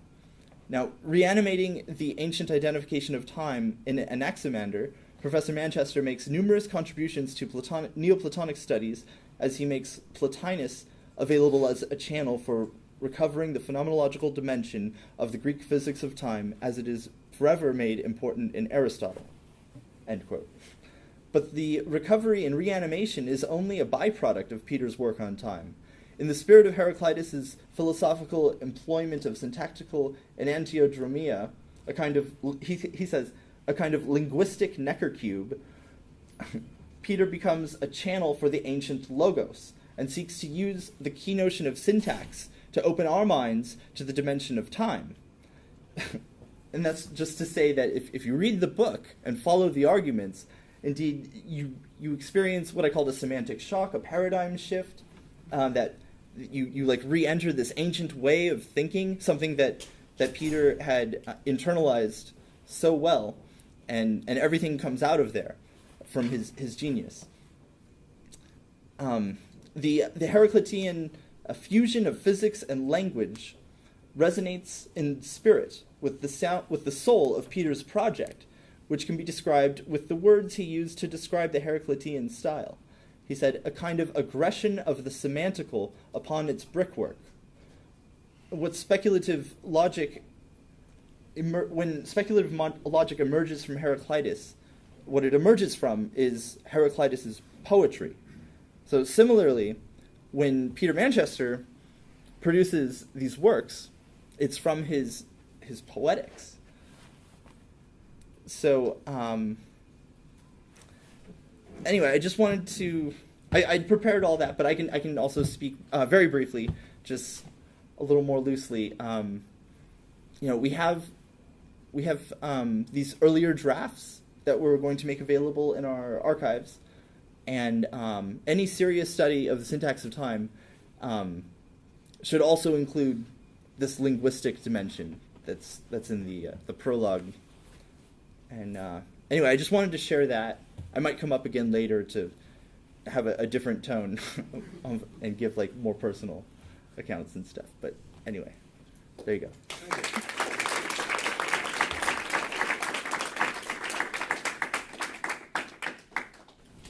Thank you, Randy. That really helps us to get into another side of Peter's thought. Randy has uncovered the very surprising fact. I really never knew this myself, that in some of the earliest drafts, Peter actually was attempting to reach out to analytic philosophy and to produce a kind of equivalent in cosmology and metaphysics to what he thought was happening in analytic philosophy in America. It was an extraordinary, jump across an enormous gap. Was part of Peter's original vision. He didn't complete that first part. Apparently, that's one of the reasons why he didn't include that introduction. There was another version of the introduction that I and Sean Kirkland, we'll hear from him later, he wrote a written tribute, convinced Peter that he should never include in the book itself because it was so arcane and so dense that not even his closest fans and friends could fathom a single sentence. And so he chucked it out. So that was another one of his early ventures. So he was edging up to this great book, Syntax of Time. Randy's been pointing to the physical books here. We have some rare copies. And this is the newly published book, of course, Temporality and Trinity. This was a book that was long prepared for, and as I've argued and others certainly know, will last for a very long time. Indeed. Our next speaker is Whitney Howell. She is a close student of Peter's. She was especially helpful to Peter. I know that over at least one long summer, maybe more than one, Whitney actually resided in the guest room, where I also stayed at other times, helping Peter to bring order into his life. She was incredibly helpful and giving him a lot of personal support. It was during a difficult time when the diabetes was becoming intense and his ability to walk was deeply compromised. So Whitney stepped in on her own generosity to help Peter out in that circumstance. She is at LaSalle University. She's assistant professor at LaSalle University in Philadelphia. She's published a series of articles that I find very remarkable. I know them all quite well. Learning and the Development of Meaning, Questioning the Material of Meaning, Merleau-Ponty, Adorno, and Beckett on the Dynamic Character of Expression. And then another piece, True to the Spirit of Peter Manchester, Perception, Thought, and Error in Aristotle's De Anima. So let me welcome Whitney Howell.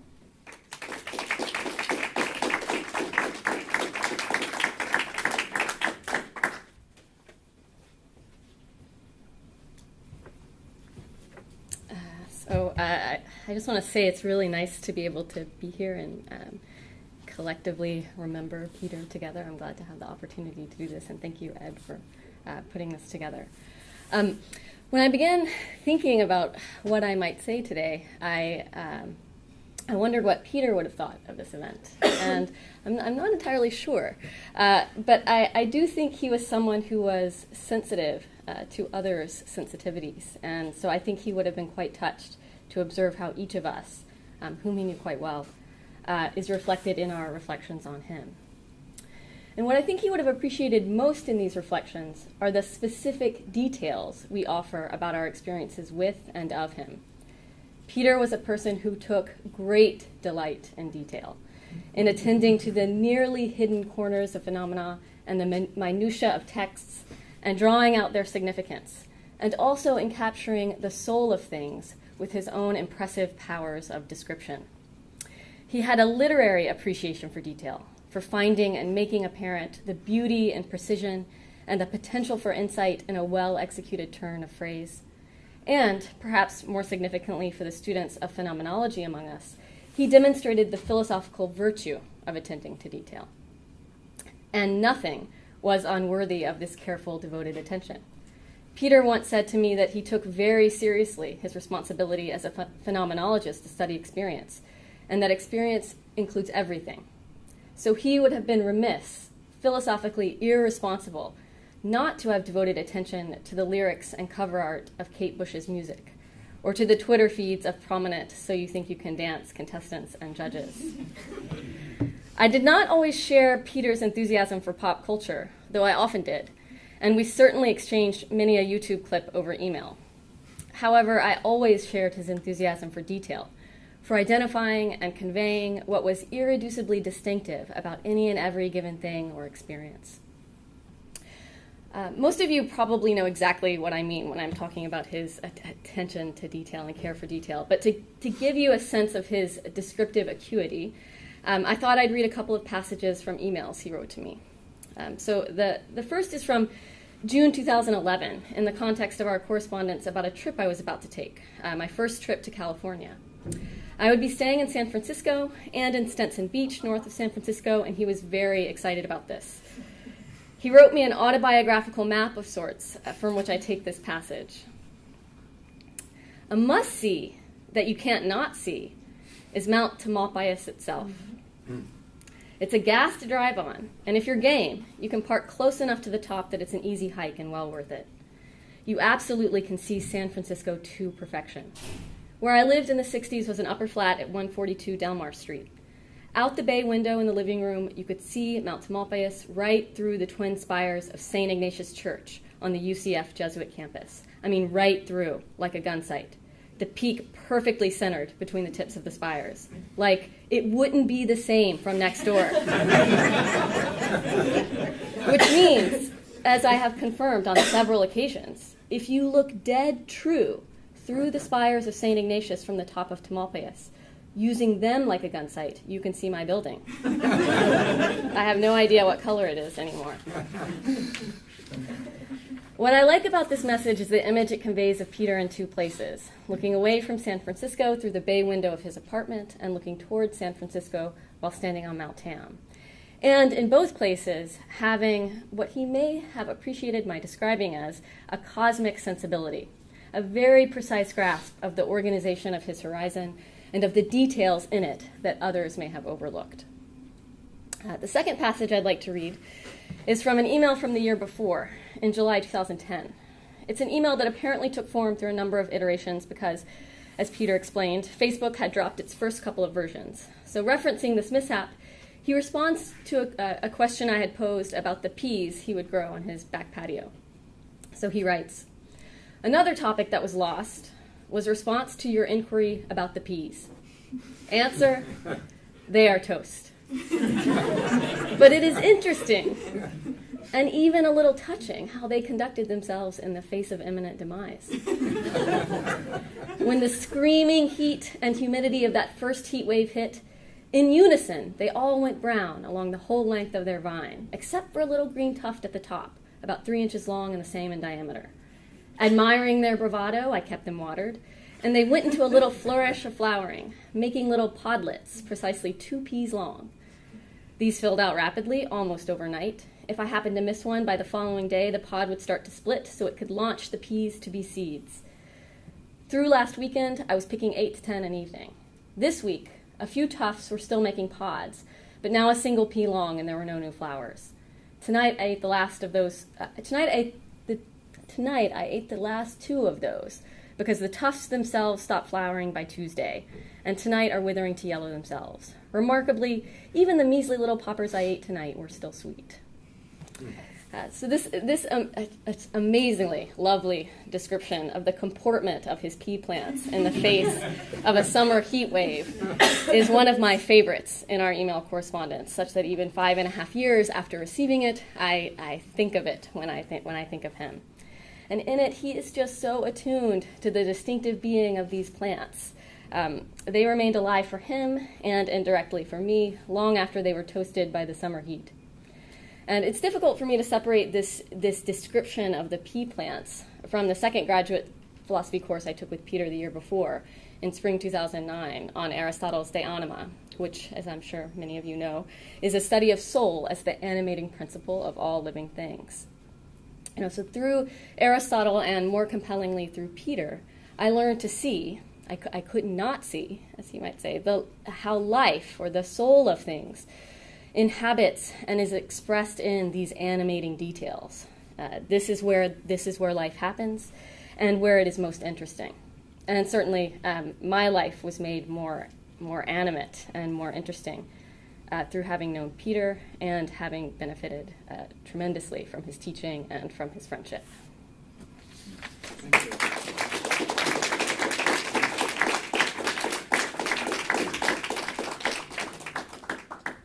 Our last speaker in this phase of the afternoon is Professor Lee Miller, who received his PhD from Yale University in 1974. Lee teaches medieval and ancient philosophy, as a colleague of Peter's from the very beginning. He's the author of the very fine book Reading Cusanus and a series of articles on Nicholas of Cusa and other authors. So, Lee Miller.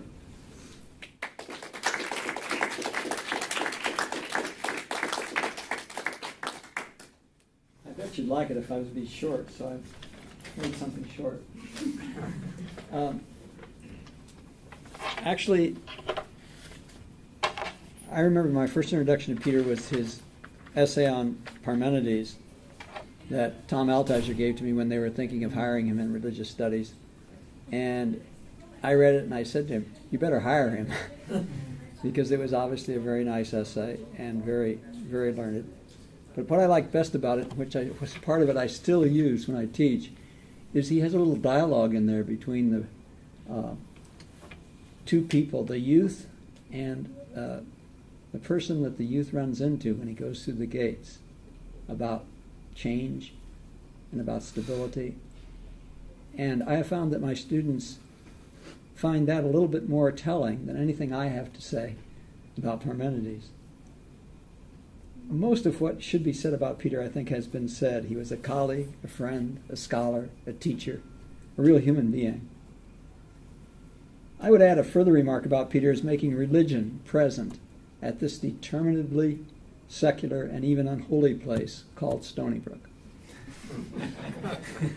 Peter's work in religious studies and as director of the religious studies undergraduate major was essential in giving religion an intellectual presence on this campus for our undergraduates, most of whom are overlooked entirely in a research university. If you attended Peter's class on the Gospel of John, you could never read the Bible the same way again, whatever your belief or unbelief. What he said about it came from both his heart and his head. One of Peter's last comments to me after a faculty meeting last spring was that he had really decided that the afterlife needed to be rejected. I suppose I should have asked him more. I just took for granted he was talking about the popular picture of heaven and hell and reward and punishment. I thought to myself then, and I believe now, that Peter's own presence on this campus was evidence of the afterlife. In his words, the present moment is the disclosure space of eternity. He was convinced, as I interpret him, that eternity cannot be somewhere else at a later time, whether we appreciate the constant divine presence or not. This is true of each moment of our lives, and surely true of the moment of our deaths, when we return to the eternal mystery from whom we came.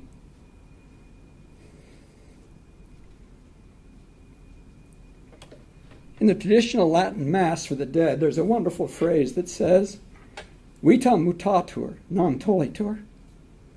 Life is not taken away, only changed. But Peter taught us that this, of course, is already true for all of us who live. Peter suffered much in these last years. He had several brushes with death before this past summer. Finally, he's passed all of us in that eternal present, in that eternal presence that encompasses us all. While we may miss his crippled corporeal presence, we salute his learning, his teaching, his suffering, his living, and his dying.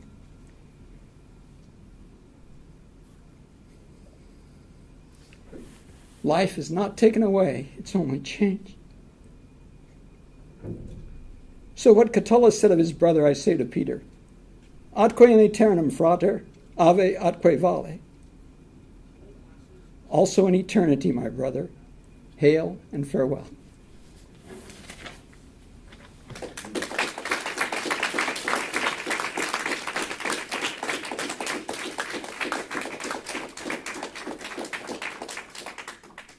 Thank you, Lee, for a very moving and very fitting last talk in this first phase. We're going to have a coffee break at this point and move into the second part of the afternoon.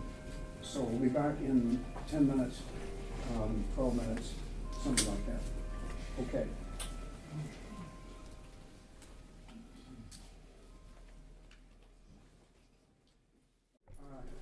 Please be seated, be comfortable, and we're beginning the second phase of the afternoon. This is more informal, more familial, and we are very especially happy to have Peter Manchester's brother, David, coming to us from Denver, where he is a distinguished professor, academic professor, as is titled, at the Colorado Children's Hospital, where he's done very important work in genetics and metabolics of childhood. And he is currently, and has been since 2011, voted the top doctor in Denver. Well, geneticist, not quite the whole doctor. So the Manchester excellence is expressing itself in other domains, in this case, medicine. And Peter often talked very fondly of David. I got to know the whole family through Peter at various moments. And so I'm especially pleased that David Manchester is with us today, and he's going to fill in some unknown, unacknowledged chapters of Peter's life. Right, and try to keep, a herd on it. So we can, a lot of what I would talk about, we can talk about afterwards. So this is going to be try to be a bit condensed. So I'm David. My last name is Manchester. That shouldn't surprise you. And the reason is because Peter and I share 50% of our genes. So of course I look like him, right? So my wife Kathy, who's sitting behind you with the green, and I came here today to really learn about Peter's East Coast academic career. And what I've heard so far has been very revealing for me. We also came, or what I've come to, is to tell you about Peter's West Coast upbringing. You're going to find this revealing. Okay, so, and recognize that nobody in academic medicine speaks without PowerPoint, and we have to have pointers, okay, so just bear with me. There's no way I could do what you guys do. Right, so we're going to start off with introducing you to my family. This is the four boys and my parents. So this is Raymond Manchester and Harriet Byrne, hence the B in Peter B. Manchester. Okay, so this is Peter. This is me. I'm, as Ed said, I'm an academic physician. This is Jeffrey, who is between us and older than I am, and he lives in Pleasanton, California. He's retired from Sandia National Laboratories. This is our youngest brother, Bill, who lives in Santa Cruz and is retired from University of California, Santa Cruz. This is my sister, who is the youngest of all of us. She's not retired.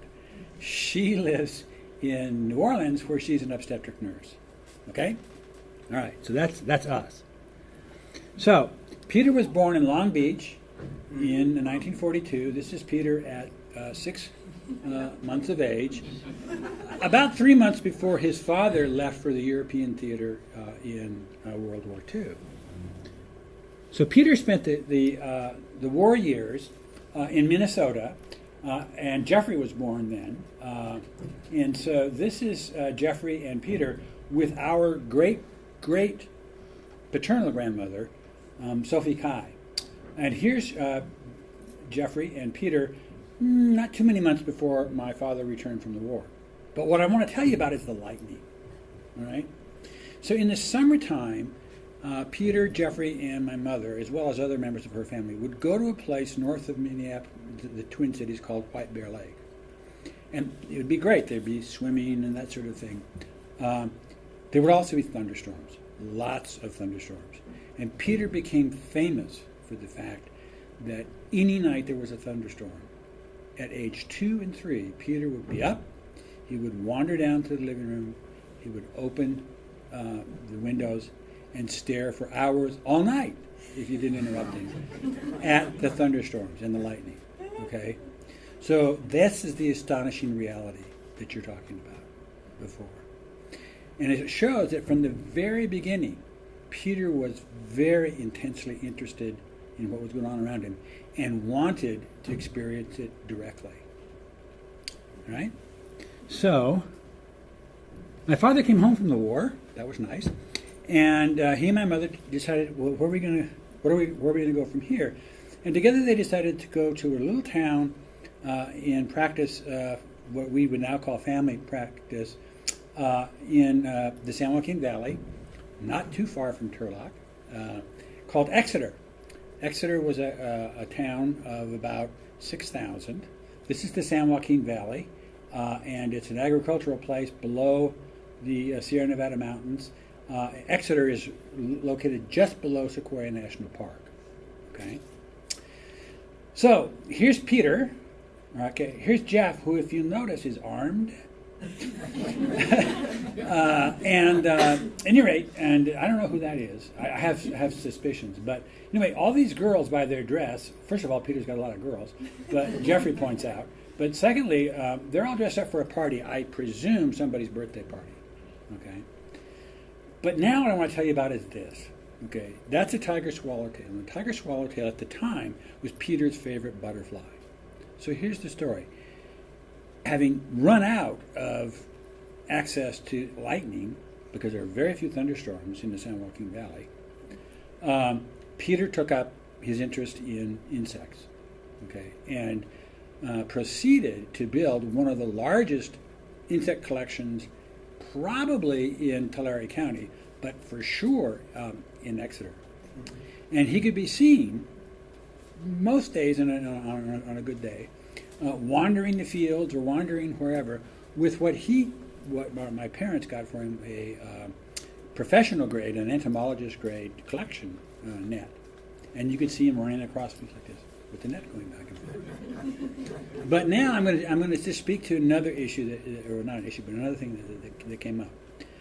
Jennifer will attest to this. So this is the San Joaquin Valley, okay? It is over 100 degrees most days in the summertime. This is the early 1950s. Air conditioning hasn't been invented, okay? So what happens is, it doesn't make any difference whether you're inside or outside. It's hot. So what you do is you go find a tree where it's got real shade, right? And you wait it out. And you got to wait it out from about 11 in the morning till about 4, okay? You know what? You get to ponder a lot. I know what I was pondering about, but I guarantee you Peter's pondering time began there, because it's nothing but time on your hands. Okay, so, but that idyllic life didn't last. And the reason is my father developed a neurological disorder, and that threatened his ability to practice general medicine. And so, funded by the ranchers in the area, my family moved to Boston, Massachusetts, where my father did a 3-year residency in dermatology. Okay, and we lived in Massachusetts at a place called Point of Pines, which is kind of a neighborhood for a town called Revere Beach. This is a contemporary picture of Revere Beach. This is an island called Nahant that we always looked at. You can see why I sort of thought this was dismal. Okay. But Peter didn't. Now, this butterfly is a monarch. Okay, and I learned from Peter that this monarch, this kind of butterfly, migrated to Mexico from that part of the country, that it only ate and laid its eggs on milkweed, and Peter took me to the swamps and showed me where milkweed was and what it looked like. Okay, so now what's happening, first of all, Peter's learning all of this by taking courses whenever he can at the Boston Museum of Science. So pretty much every weekend, every Saturday, that's where he was. Okay, but now what's happening is this guy that's been the investigator is becoming a teacher, and I'm his first eager student. Okay, I learned a lot about butterflies and a lot of other things from him. Okay. When my father finished his residency, we moved back to the San Joaquin Valley to a town called Visalia, which is 9 miles west of Exeter. And at the time we moved there was only twice the size of Exeter. Okay, so a pretty small place. But we all went back to Exeter to learn to ride horses from this guy, whose name is Tommy Meyer. There's Peter. And here's Peter leading a horse with my sister on it. Okay. Here's a picture taken in 1968 by Peter, showing one of the places that we used to ride our horses. But he's included the no trespassing stop sign that we jogged past regularly. I love this picture. It used to be the wall picture. I mean, on my computer. Okay, so this picture is spring 1958. Okay, in the summer of 1958, Peter and Tommy concocted a true adventure. Okay, with 20 head of horses, they took about 40 kids up to this place, which is called Big Meadows, between Sequoia and Kings Canyon National Park. Rode up there. Now, 40 kids, 20 horses, we alternated, right? Peter didn't. He rode 2.5 days up, and when we got finished, 2.5 days down. Okay. He also had his own tent there, and on the tent it said Trail Boss. Okay, so here's Peter in high school. So he started out, as Jennifer said, his high school, Mount Whitney High School, playing Turlock High School in football, which was a big deal. But anyway, but he then went his junior and senior year, he went to Bellarmine College Prep, a Jesuit school in San Jose that ultimately us brothers all went to, for all of our education, high school education. So Peter was there, and he was doing academically very well, and he became enthralled with physics and mathematics through a teacher there, Father Franklin, whom I had too, was really an excellent teacher. Okay, so that's kind of where Peter begins to focus his thinking on physics and mathematics. But he did not lose his San Joaquin soul. So, who has seen the movie American Graffiti? Okay. If you haven't seen it, go out and rent it if you want to know about Peter. Everything in that movie is true.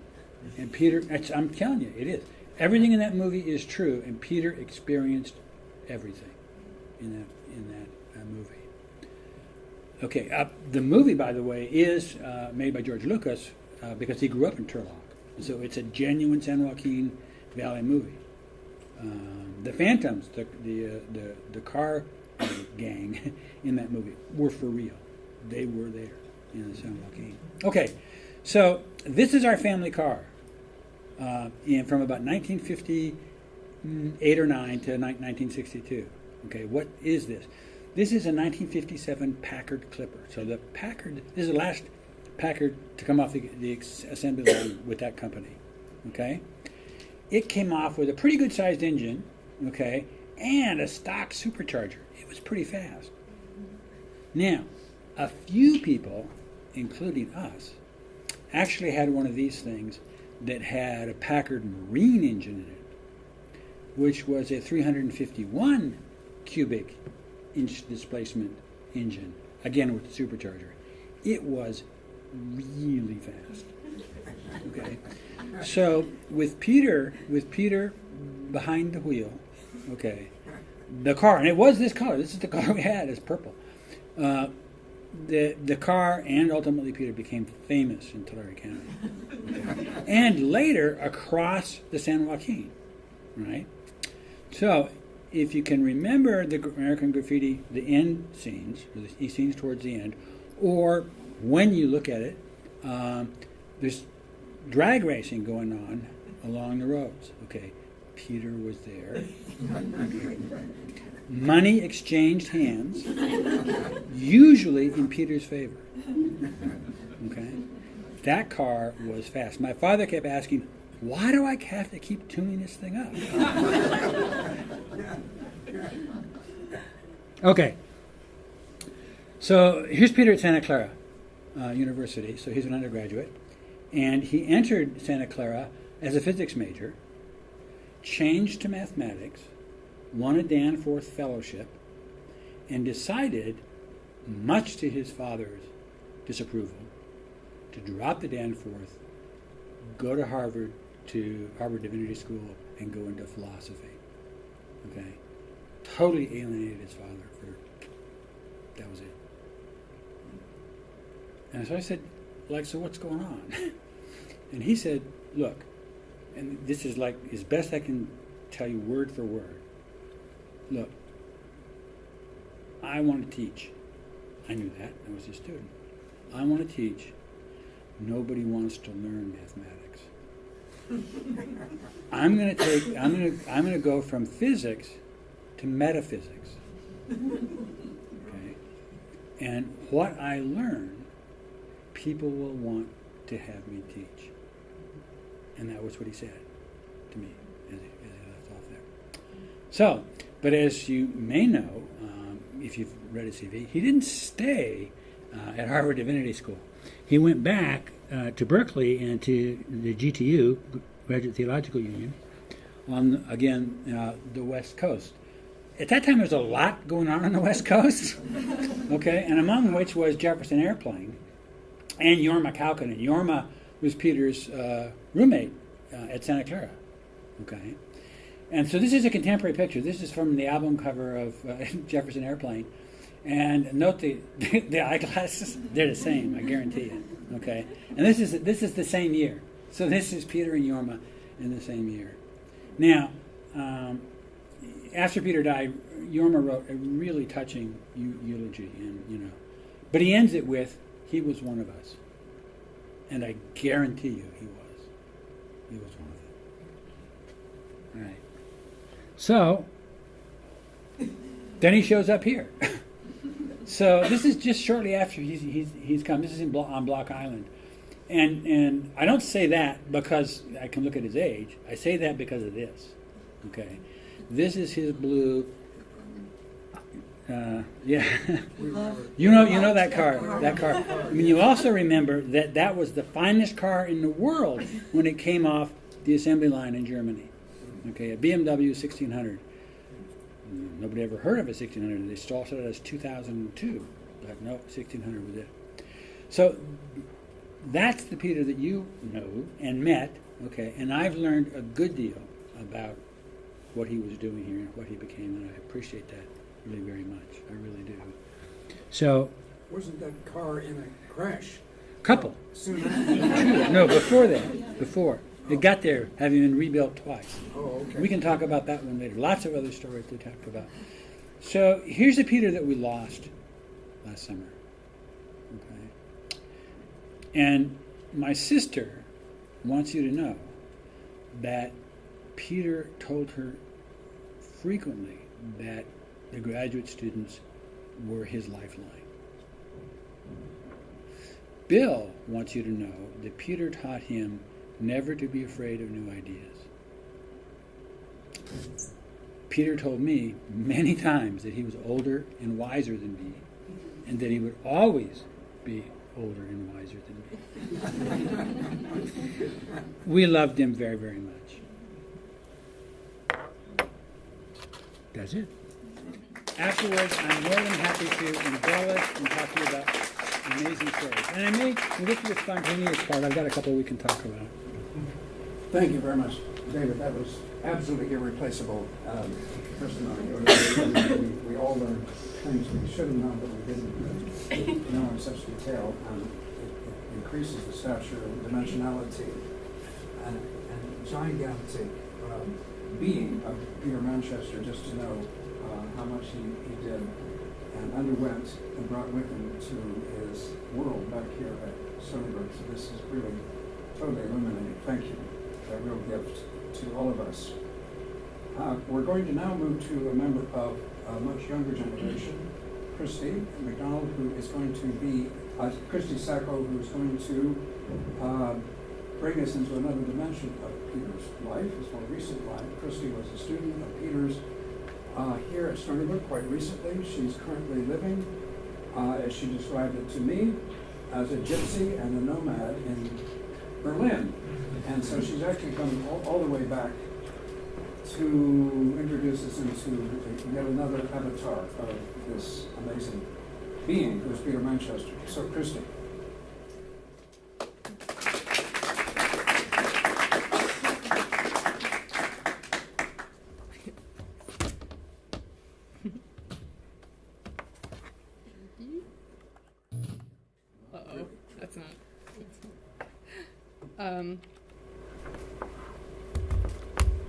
Hi. Thank you so much, Ed and Randy, for inviting me, or for letting me know that this was happening, because obviously I would not have known. Until a few days ago, I wasn't sure whether I would be able to make it here in person or not. And so I actually just made a video in case I couldn't be here, that I could send it instead. And I actually have two videos. And the first is just a short collection of Peterisms from our email correspondence, which has proved a fruitful source for many of us.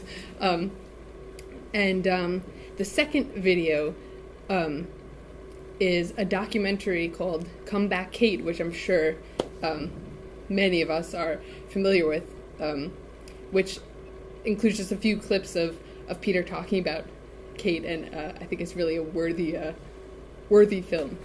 So I'm just gonna lay loose here.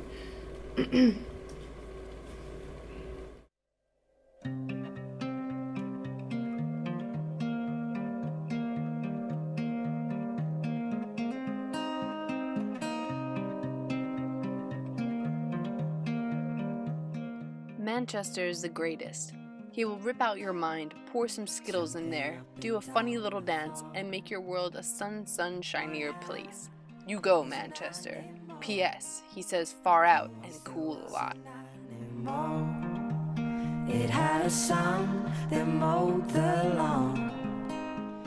I've been known to have a hankering for a glass of milk. Maybe it was a mistake in my weaning. These days, 1% does it for me. 2% is too crazy. It's cold, it's in a glass. I go over to my refrigerator, put it down on my chair, I put it down. I'm looking at it, and I perceive that it's going to taste like cold milk.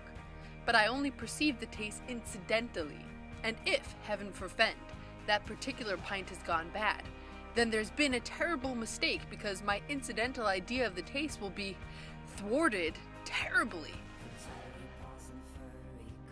At a time when Peter was chairbound, he, quote, unleashed upon me a vicarious cooking trip in the form of an extended and detailed email walkthrough of how he usually went about making chicken stock, a process which resulted in cooled squares. And at the end of the email, he said that the only downside to the super reduced broth squares was the temptation to eat one or more like candy. And lastly, one of my favorite memories of Peter is when I posted this on Facebook, and he instantly liked it.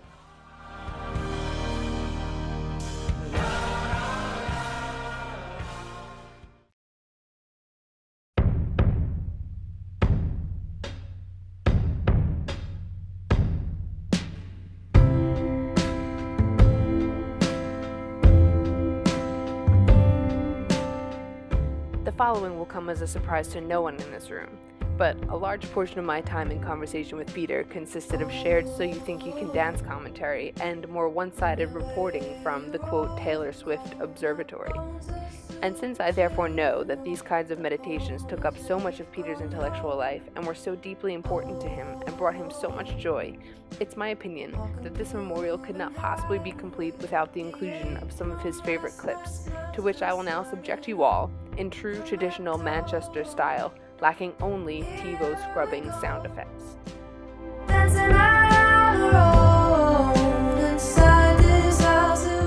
I had wanted to say something that would make it clear that although we might smile to ourselves watching this, I intend no parody.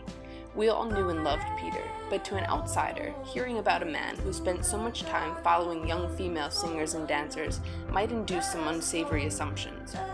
I wanted to say something to express my conviction that any such thoughts are wholly misplaced, and to hit upon the truth of the purity and sincerity behind Peter's fascination. As I was combing through our old emails in preparation for this video, I came across something that Peter wrote, saying exactly what I had wanted to say, only in an infinitely more poetic way, written as only the man himself can write. The following is an excerpt of Peter's response in 1991 on a Kate Bush forum to a man who feels put off by what he sees as a deification of Kate Bush and the seemingly religious way in which people follow her. Here we go.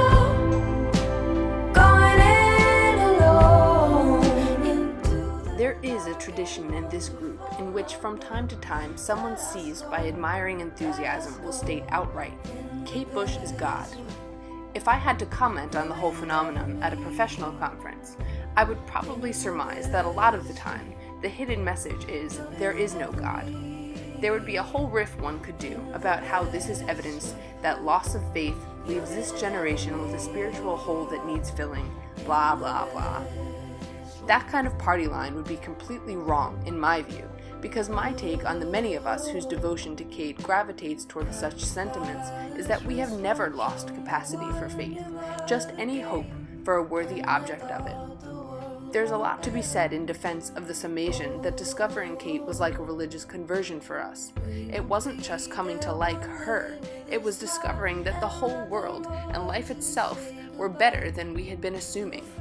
One discovers in oneself an unexpected capacity to be deeply moved by art, or one discovers that the water can rise again in the long dry well of old and lost enthusiasm, or a particular lyric or tune or emotion can seem to have been sung or directed uniquely and privately for oneself, evoking a sense of wonder at the intimacy of human communication. Let us go, here we go.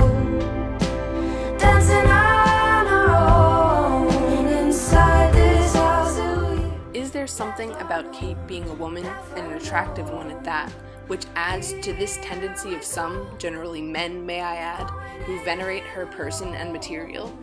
I just don't get it. Thing is, I know several women personally whose sense of discovery with Kate is little different from my own. If there is something in her being female that is relevant, and I expect there is, it is certainly not at the level of simple attractiveness. Being female, a daughter, a sister, a woman, is a resource for her in her search for a concrete human experience to draw from, but not the only one.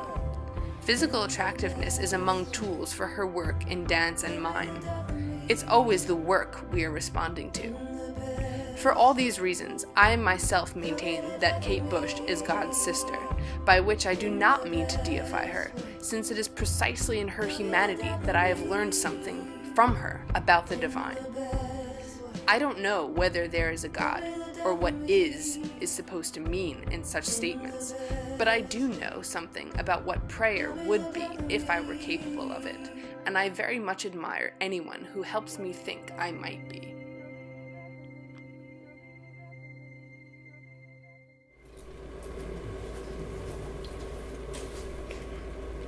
So, that's the first one, and now, again, the interview.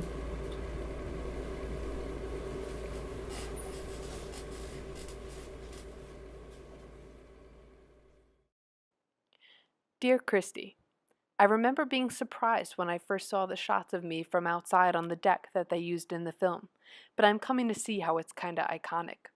I mainly remember that we all went outside from the living room in a rush to get precisely that pre-sundown light. The wood fence behind me has long since been replaced by plastic, even though it was just fine. It's nice to see this afterlife for it. Signed, Peter.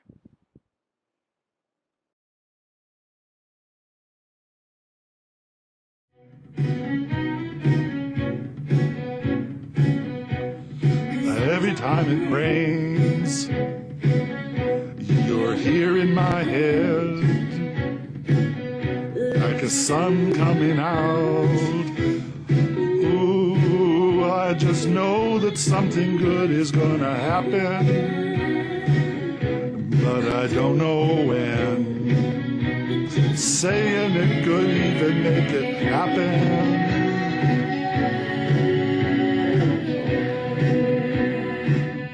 I guess I want to go to the first time I saw her, because that's when Kate Bush, as it were, got carved onto my soul, and that was in early. Specifically, it was March the 23rd, 1985, at 11:23 p.m. at a friend's house on 24th Avenue in San Francisco, when he played the last 5 songs on the Hammersmith Odeon live performance from her one and only tour. The new passion I felt for life was coming through in the way I talked about and the way I was proselytizing and spreading my enthusiasm for Kate Bush that she said, "You have to write her." And I thought, sure, I mean, I'd love to write her a letter, but there's no way I could get a letter to her. How would I ever get it past her flax in the record company? And then the circle around her family, her brothers, very protective of her. She's such a private person. You meet her only on her terms. Can't be done. Yeah. A neighbor of mine next door was a mathematician, had a girlfriend from the city whose mother was in show business, was a manager, and who, this young woman said, certainly had Kate Bush's address. And I said, well, that's impossible, but if that's really true, I would certainly like to have it. Well, the very next day, she gave me a phone call, and there was Kate Bush's London townhouse address. So I had reached the point where fortune had given me Kate Bush's address, and so there was nothing left for it but to write to her. And so I had a couple of problems. The first problem was what to say that could possibly catch her attention. And I had just gotten the 12-inch import 45 of the Organon remix, where she spells Organon in the title Organan.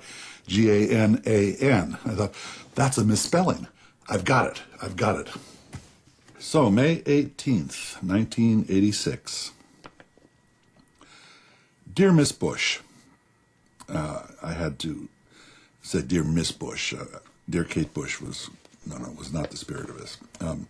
Dear Miss Bush, in the hope this address is not so out of date that it prevents reaching you, may I express my admiration for your work and convey a few reflections I would hope to be rewarding, not impertinent. I'm a 43-year-old, oh my God. Once I was 43. I'm a 43-year-old professor of philosophy and speculative theology, which I believe I can verify by my first remark, which is to complain pedantically that Peter Reich follows his father Dr. Reich's practice of spelling organon as I have just written it, with an O, from orgone energy, whereas your song titles and lyrics for Cloudbusting write organon, with an A. Organon was originally the title given to the 5 logical treatises of Aristotle. I would not put it past you to be aware of this fact, at least subliminally, and to have perpetrated a deliberate pun. But I rather suspect I have caught you in a spelling error. You confirm old friendships. You cement new ones.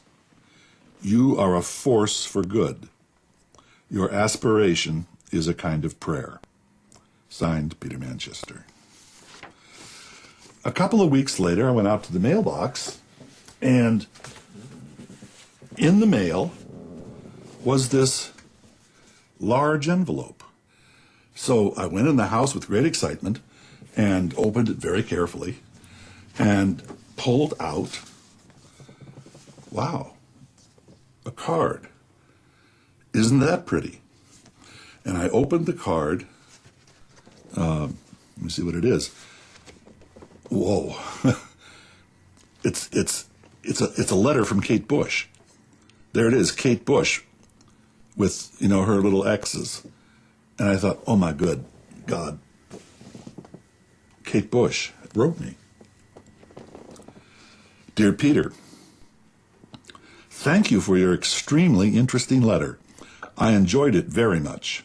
I'm afraid the organon misspelling is a mistake, and we were aware of this as soon as we saw the copy. It is very difficult to correct everything, and this one slipped through my hands. I'm sorry the spelling mistake annoyed you. It annoyed me painfully, until I got a letter from a 43-year-old professor of philosophy and speculative theology, and he broke the spell. All the best, Kate Bush. He broke the spell. There's a spelling error.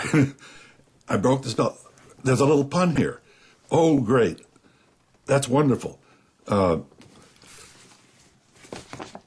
at the letter again. It's addressed to Mr. Peter Manchester, M-O-N. I'm Manchester, M-A-N. she got into the O&A thing and she played with the O&A. And I was absolutely like in a dream. All I could say to myself was, I got to play with Kate Bush, which I did. And the interesting thing about it is that this was the culminating moment of these 13 months of madness over the top in my original, just incredible fascination with her. And it, talk about broke the spell, that's what happened. It broke the spell by which she was simply a magical presence, and it made her a real person in the real world, one that I'd actually had some interaction with. And so that's been enough for me. There are people that, would go out of their way and do pilgrimages and try to have a chance to meet her or see her. I think that she doesn't want that kind of attention. I couldn't ask for a more satisfying chance to interact with her.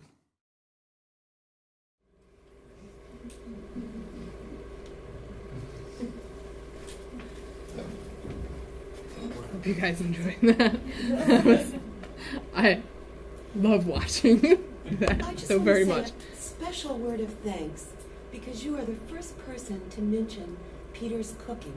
Peter was one of the most brilliant cooks. Yes, ever. it's true. We shared a love of Brussels sprouts as well. Yeah, he was Absolutely brilliant cook. That's very true. Sorry. Let's thank Christy for you.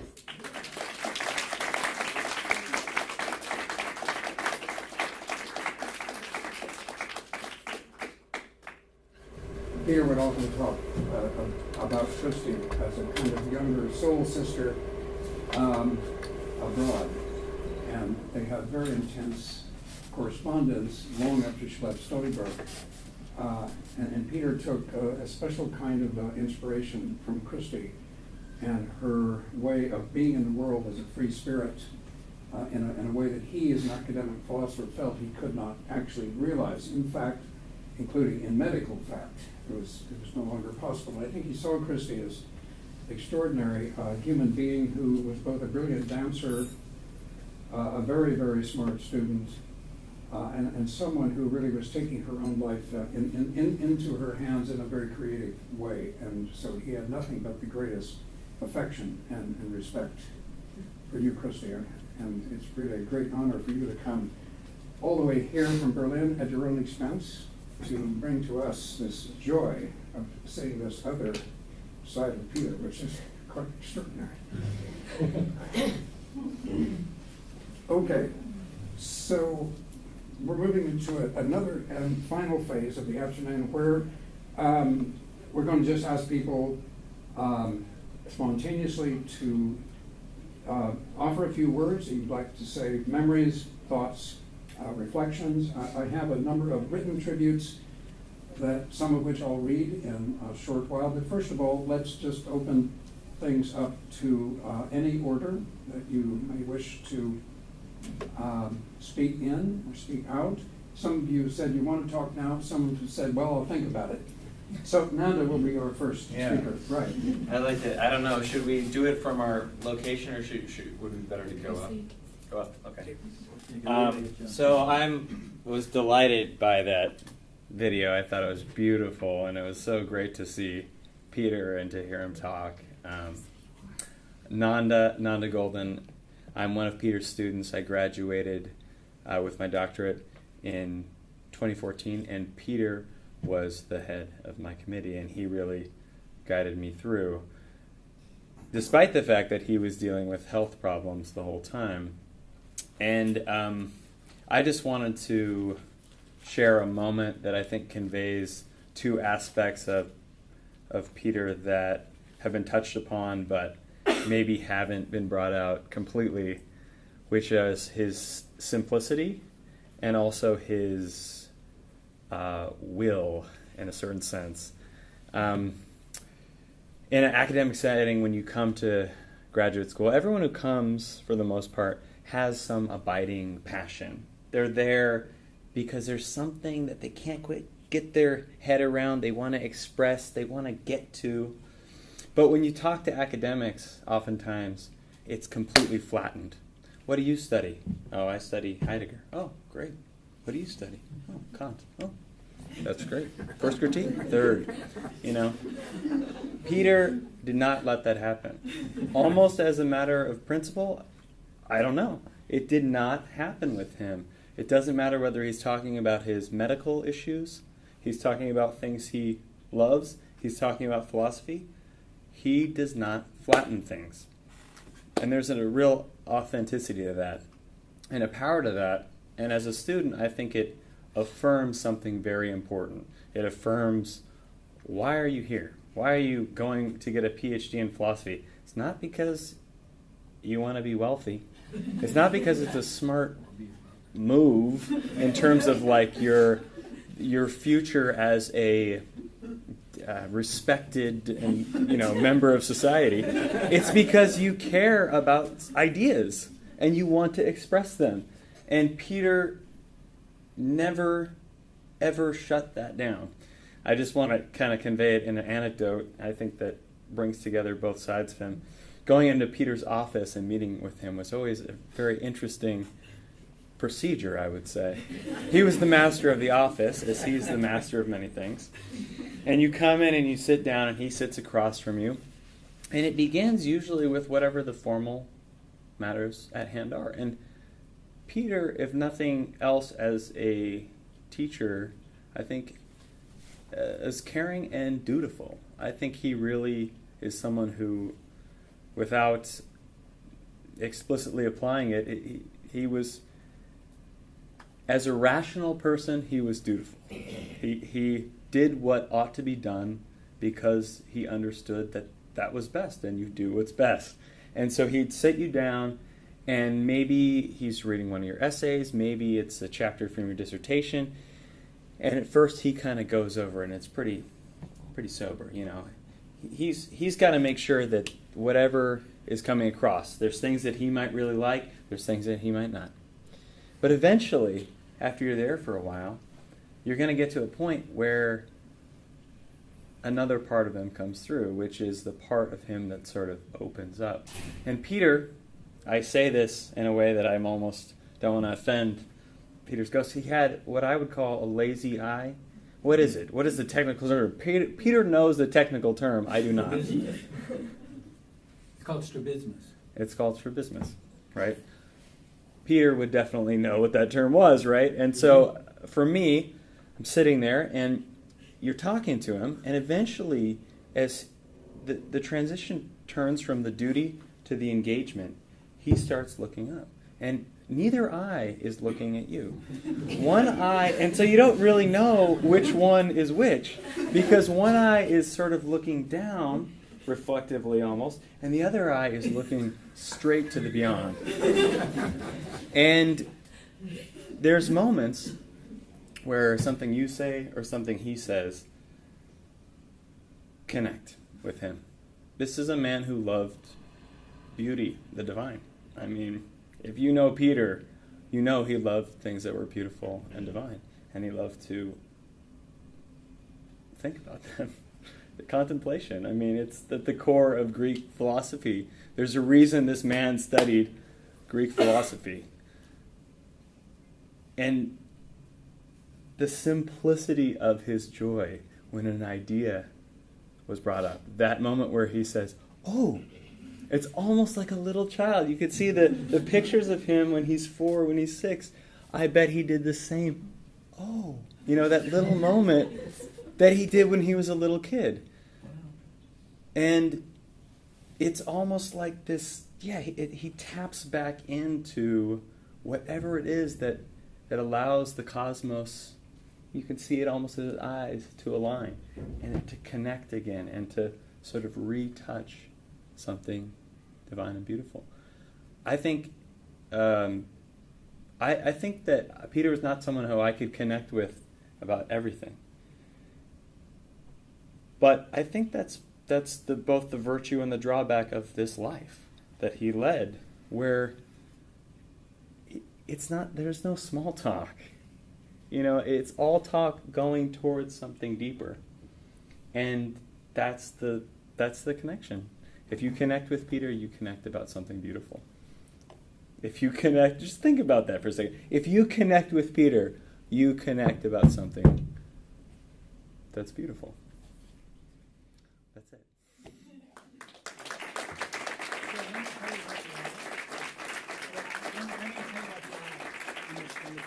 So, in the earlier pictures that you saw, Peter's wearing glasses, and he wore glasses to correct the strabismus that he had. And he was also given exercises to try to, do that. And what that meant was that he didn't see things in 3 dimensions. He learned to drive, and he learned to do lots of things simply by, seeing what he saw, and he learned, the distances. Well, when he came back to San Francisco and started teaching at Santa Clara, he had, what else? Medical insurance. So he went to UCSF, where I was then a medical student, to the ophthalmology department. They looked and said, hey, we can fix this.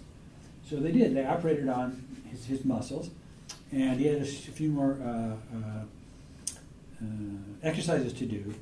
But, so he said that was great. And so he was driving down some street in San Francisco one day when all of a sudden a building leaped out at him. And he dang near crashed the car, but drove off the road. And what he was, for the first time in his life, experiencing things in 3 dimensions. It freaked him out. Okay? And he went back to the ophthalmology department because he was supposed to get follow-up surgery, and said, no follow-up surgery. And they said, but your eye will wander back out. He said, fine. Because it really was too much for him to do that. So that's why you could see, and I was thinking about that when I saw the Kate Bush video. I said, oh yeah, there's his strabismus. That's his story. That explains a very curious fact about Peter in his later years. So I would often stay with him overnight, and then we'd drive back to campus, typically for a department meeting. And Peter developed a practice of not observing stop signs. I showed you the picture. Well, right, yeah, there you are. I mean, yes, it goes back to childhood. But now I was a little bit concerned. And I mean, this was systematic. No stop sign was ever observed. You just kept driving through. Quite extraordinary. So maybe he really couldn't see in depth. I mean, maybe for him, this is just like another little, part of the landscape to be passed through and passed by. So, other spontaneous thoughts and memories that people would like to. Yes, Christy, yourself, and then Sally. I just to follow the line of thought about the eyes. I remember, I think it was my very first class with Peter, and the first thing, before he even started talking about any material, he started talking about what it looks like for us when he is looking at us. And he was, this long, detailed, awesome explanation about how if it appears to us as if he is looking at us with both eyes, he actually can't see us. So therefore, he's not going to even try to do that. So just so that we know that even though it doesn't look like he's looking at us, he's looking at us. That was awesome. Thank you. It was great. Thanks. Thank you very much, Christy. China. Yeah. I don't know if I should just sit here or stand. Well, I think you should stand. Yeah. Oh, okay. Yeah. All right. Well, maybe I'll go stand up there. Sure. To stand in the middle of the seat seems a bit awkward. Yeah, I had prepared a little something, but actually it feels like maybe I can just speak casually at this point in time. I met Peter in the spring of 2014. I took a Heidegger seminar with him, and I had very little engagement with Heidegger, and so I remember feeling a little bit intimidated about what kind of background knowledge that class would suppose me coming from a quite naive place in terms of Heidegger. We spent most of the seminar talking about being in time, and I quickly realized that Peter, not only was he a gifted pedagogue, but also that he had a very unique way of making the classroom feel like a safe space, which for us imposter syndrome-ridden, manic but enthusiastic graduate students, that's a very important thing for us to have. And I remember on one of the very first days of class, he he introduced himself. He said, I'm Peter Manchester. He explained that he had a deep love for this text being in time. He was talking about the fact that he was working on finishing the manuscripts for Temporality and Trinity, which a lot of people have talked about at this point in time. And then out of the blue, he just, he kind of said, and sometimes I wonder what it would be like to have a real job. And then without even blinking or giving it a second thought, he turned around to the board and began to conjugate the verb to be in Greek, Latin, English, and German, and with no pause or transition in between. And I knew right then and there, I think, that there was something quite idiosyncratic but special about the way Peter engaged with his students. And actually, as everyone was speaking tonight, recalling his emails, because it seems like, there's a great wealth of special information from those particular correspondences with Peter. I'm thinking of, he sent me an email once. We had to give presentations in his class, and he sent me an email that said, here is a typed copy of my response to your in-class presentation.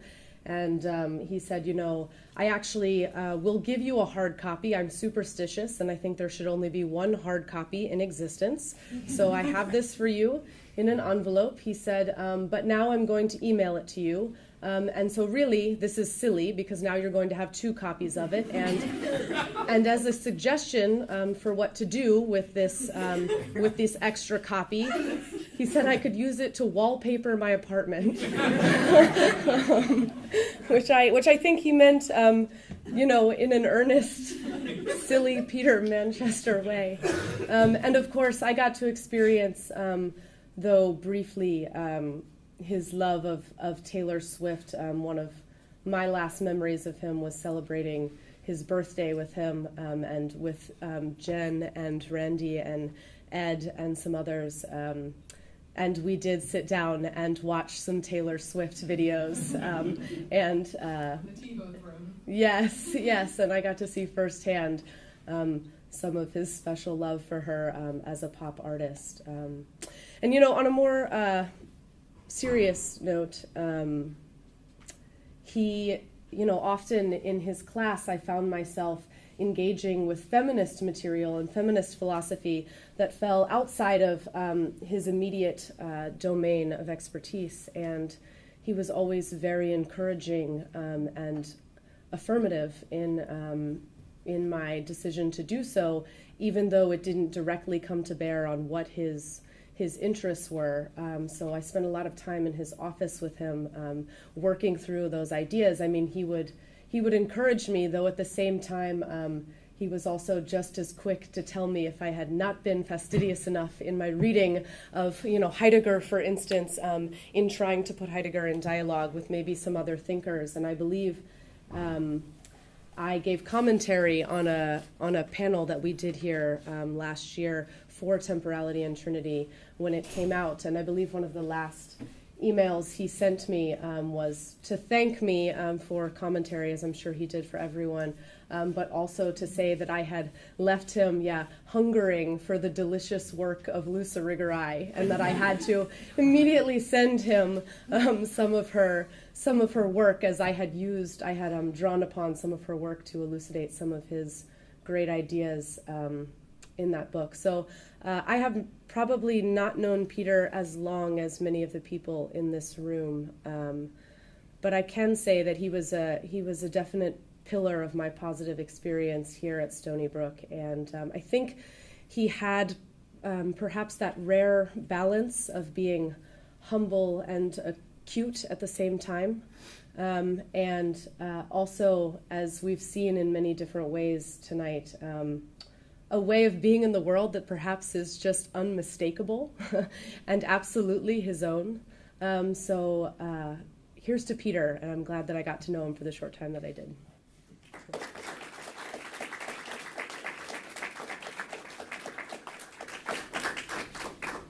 Other comments, and people should not feel intimidated, but rather just encourage.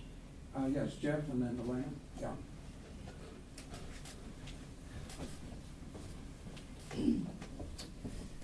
My name is Jeff, and I had Peter as I was an undergraduate here at Stony Brook, and I just want to thank everyone for sharing all of these experiences. And I came here and I was planning on saying certain things, and it just has completely changed because of all these other memories that you've opened up to me. The cooking that you talked about, the last email that Peter sent to me was last fall, and there was two parts to it. And the first part, he was complaining about the anthology that he was using for this class he was teaching on the pre-Socratics, and he was saying that the translations were, not up to par, and that he was having a very difficult time getting into the thought of Pythagoras. And then the rest of the email, which was like 2,000 words, was this very, very acute phenomenological description of the panini that he was planning on cooking that night. And just all of my experiences with him were this crazy molding of he'd be talking about being and life and time, and then he'd be talking about these small things with incredible detail that always fascinated me. And I wanted to share one other experience with you that I had with Peter. So my junior year, he was teaching an undergraduate class on De Anima, and there was actually the picture that Christy showed was from that class, and he was in a wheelchair at this time, so I was fortunate enough to be able to kind of push him in the wheelchair from his car to class and back to his car after class, so I got to spend some extra time with him. And he was also teaching a class this semester on Christian mysticism. So halfway through the semester, there was 3 kind of events that were all happening at the same time and were collapsing on each other. There was this massive hurricane coming. We were approaching Book 3, Chapter 5 of De Anima with the active intellect, and we were approaching Book 15 of St. Augustine's De Trinitate. So there was all this crazy anticipation that was building in our conversations, and we spoke as intensely about the intellect in Aristotle in Book 3 as we did about this hurricane that was coming that he was so interested in. And I think we connected a lot more on the philosophical level than this weather level, but it always amazed me how invested he was in these natural phenomenon. So we finally reached the point where he was lecturing on this very important passage in De Anima. And that same day, he was lecturing on this very important passage from De Trinitate, and this passage from the Bible, from St. Paul's first letter to Corinthians, about seeing into a mirror, through a mirror as an enigma, and then face to face. And during these lectures, which were an hour and 20 minutes, I walked in. I was working very hard that semester to try and stay with Peter as we kind of are making this climb up to this very important moment, this a type of this kairos, this Greek term for opportune moment. And it was during that hour and 20 minutes that Julie talked about him being this very oratorical thinker, and this absolute connection that I had with Peter during this time, that this very intense presence. I'm sure Peter would have a lot to say about that. And that experience blew me away so much that that kind of there and then I decided this philosophy stuff is very important, and I really want to do this for the rest of my life. So I wish I could have said this to Peter before he passed away. But when I worry about, he's not here anymore to talk to, at the same time, he's a very big part of my future, and he's always coming back towards me. I'm still kind of walking or climbing towards him. The syntax of time is still in the future, and I still haven't read that. I need to work for a few more years and save up the money to buy that book because it's like $300 now. But I just want to thank everyone for being here, and it's been a really great afternoon.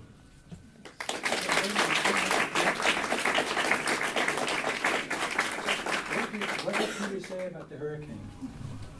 He said it was going to be the biggest hurricane in the last 30 years. he was tracking it. Oh, yeah. Yeah. He was in a hurricane when we lived in Boston, and I think this is 1954. Hurricane Carol came through, blew the top off of the Old North Church in Boston, and really, it was a big deal. The eye passed over us, okay? And we all thought, meaning everybody but Peter, all thought, well, we can go out. Peter knew exactly where the eye of the hurricane was. He talks about the eye a lot. Yeah, right. He knew exactly about it. So he went out with Jeff, okay, and they went to a different place and had a really amazing time. I won't go through all the details of what happened with the rest of us and the family. But we all got back finally, and I don't know, Pete and Jeff didn't get back for a long time, but they had a great adventure. On the seawall, it's called the Winthrop Seawall. That's a little bit, I guess it would be south of, well, who knows? One direction from Riviera Beach. But he understood the eye of the hurricane. He knew it would be bad. By the way, Jeff Engel, who just spoke to us, was really one of Peter's very favorite students, and not only because Jeff was able and willing and very glad to help Peter in and out of the building, in and out of his car, and so forth. It wasn't only that, but he found in Jeff a really remarkable, brilliant mind, and I'm very happy to say that Jeff is now a graduate student at Fordham. He occasionally audits courses with us, including my course on Wednesday night. He's still with us, but he's moving on in the world, just as Peter hoped he would. See, Peter had another part of his genius was to recognize really very special minds that had promise in the future in philosophy. So Elena had her hand up earlier. You're now, yeah, there you go. Yes. I'm Elena Granick, and I had the pleasure of taking one of Peter Manchester's seminars. It was the pre-Socratic seminar, which in our department had a legendary status. Peter would come very prepared to class, and you kind of wonder how will anyone extract from a few lines of text these fragments, just immense depths. And he would sometimes begin by saying, okay, let's look at this line. And as a graduate student, of course, you say, okay, and you pore over this text. At some point, you realize you're 2 inches away, you've forgotten that you're in a room, and you're anticipating every question that the professor might ask you. Why did the philosopher choose this word? What do you think this word should be in Greek? And then Peter would just say, okay, what's the gizmo? And you were just completely caught off guard, and I didn't look for the gizmo. I don't know what that is. And he said it was a device that a thinker used to wave at you, to provoke you, and to lure you into the text.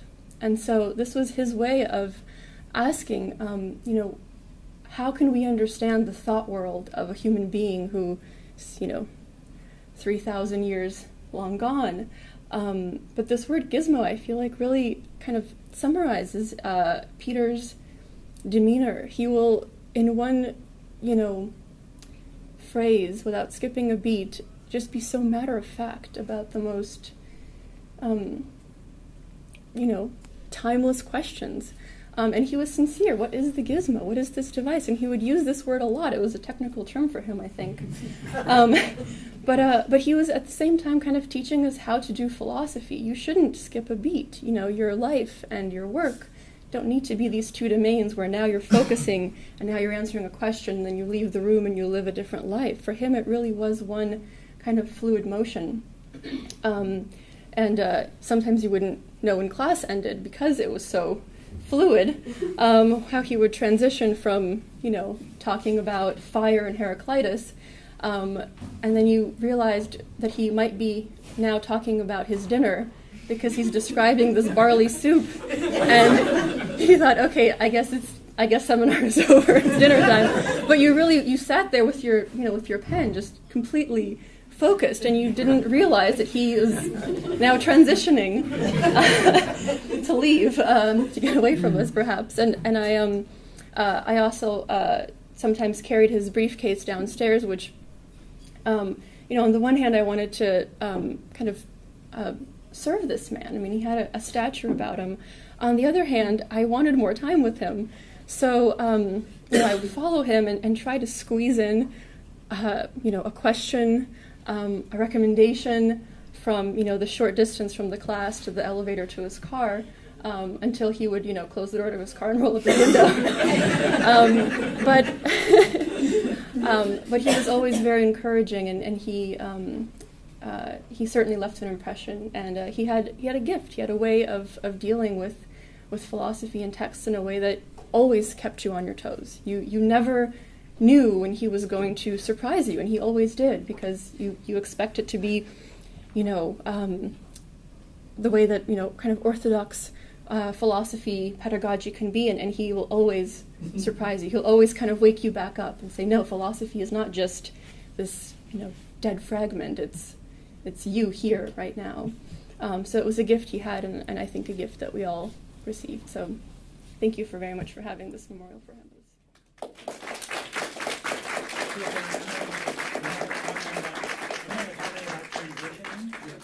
So,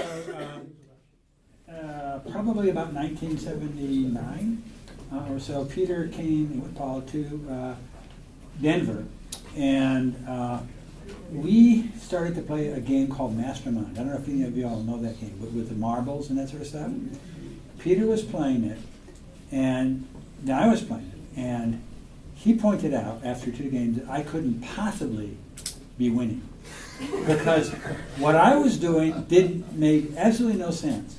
And what we came to understand is that he was thinking algorithmically, because he did that as a mathematician, and I was thinking laterally, because that's what clinicians do.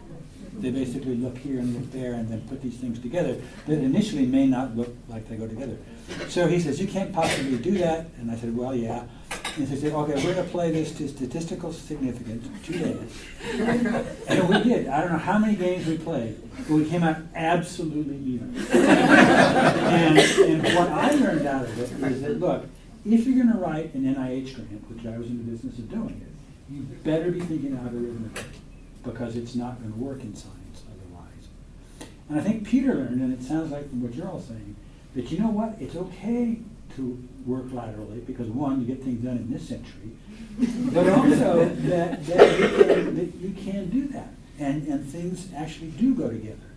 And when you talk about his, speaking in terms of the philosophy, and then suddenly barley soup, if you let him go, he would come back to something that actually fit. He would. Anyway, we learn from each other.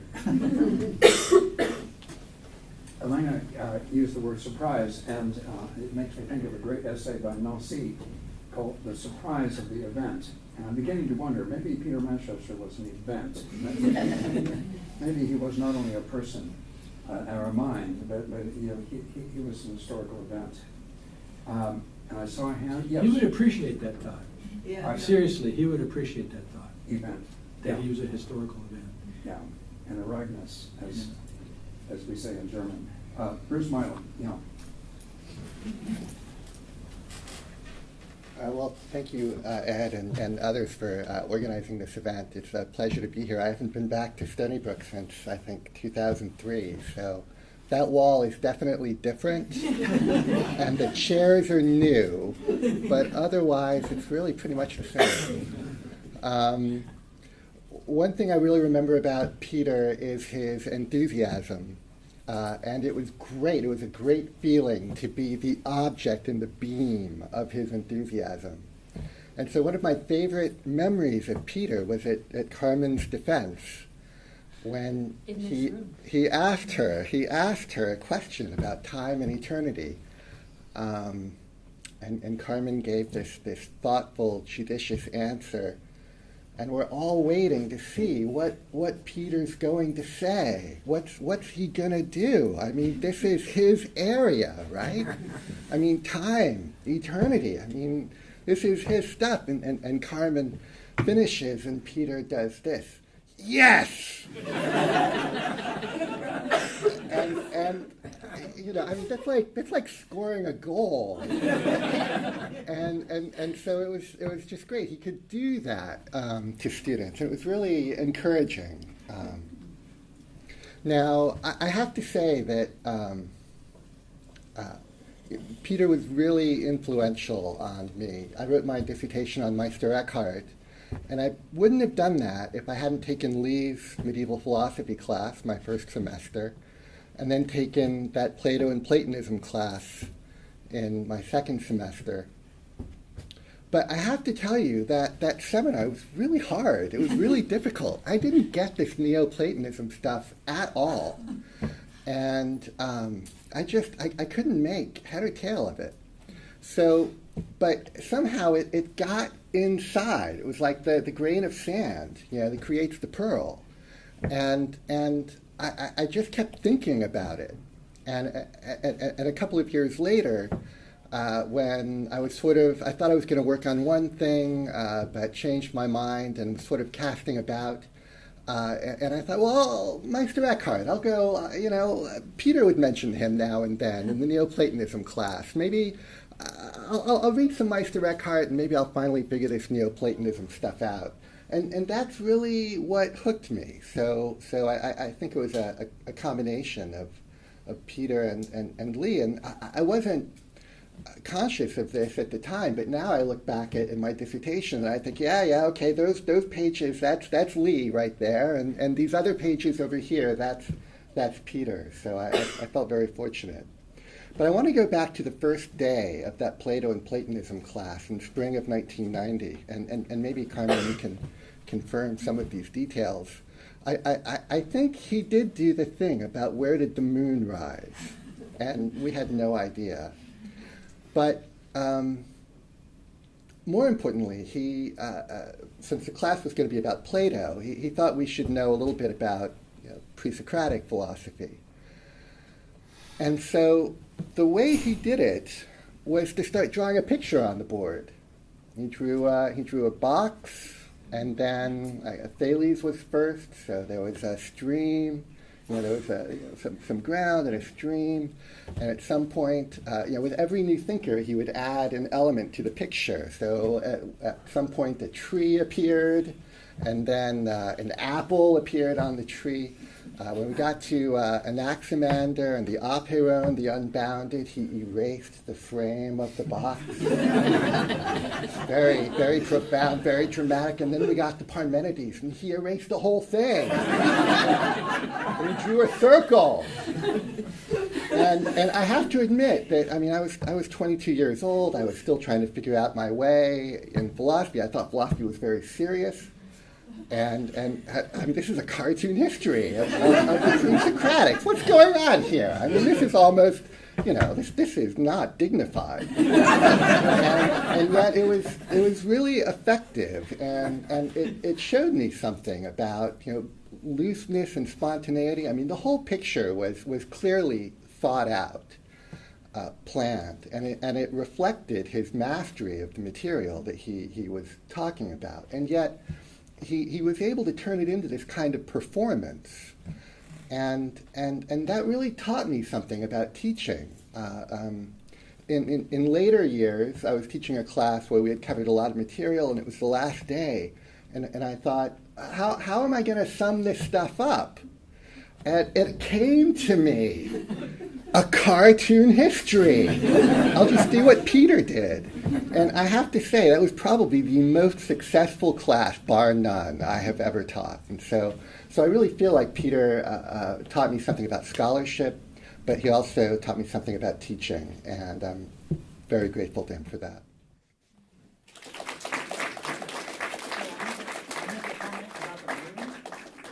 Asking where the moon came up yesterday is something that Peter learned from that cowboy guy that I showed you, Tommy Meyer.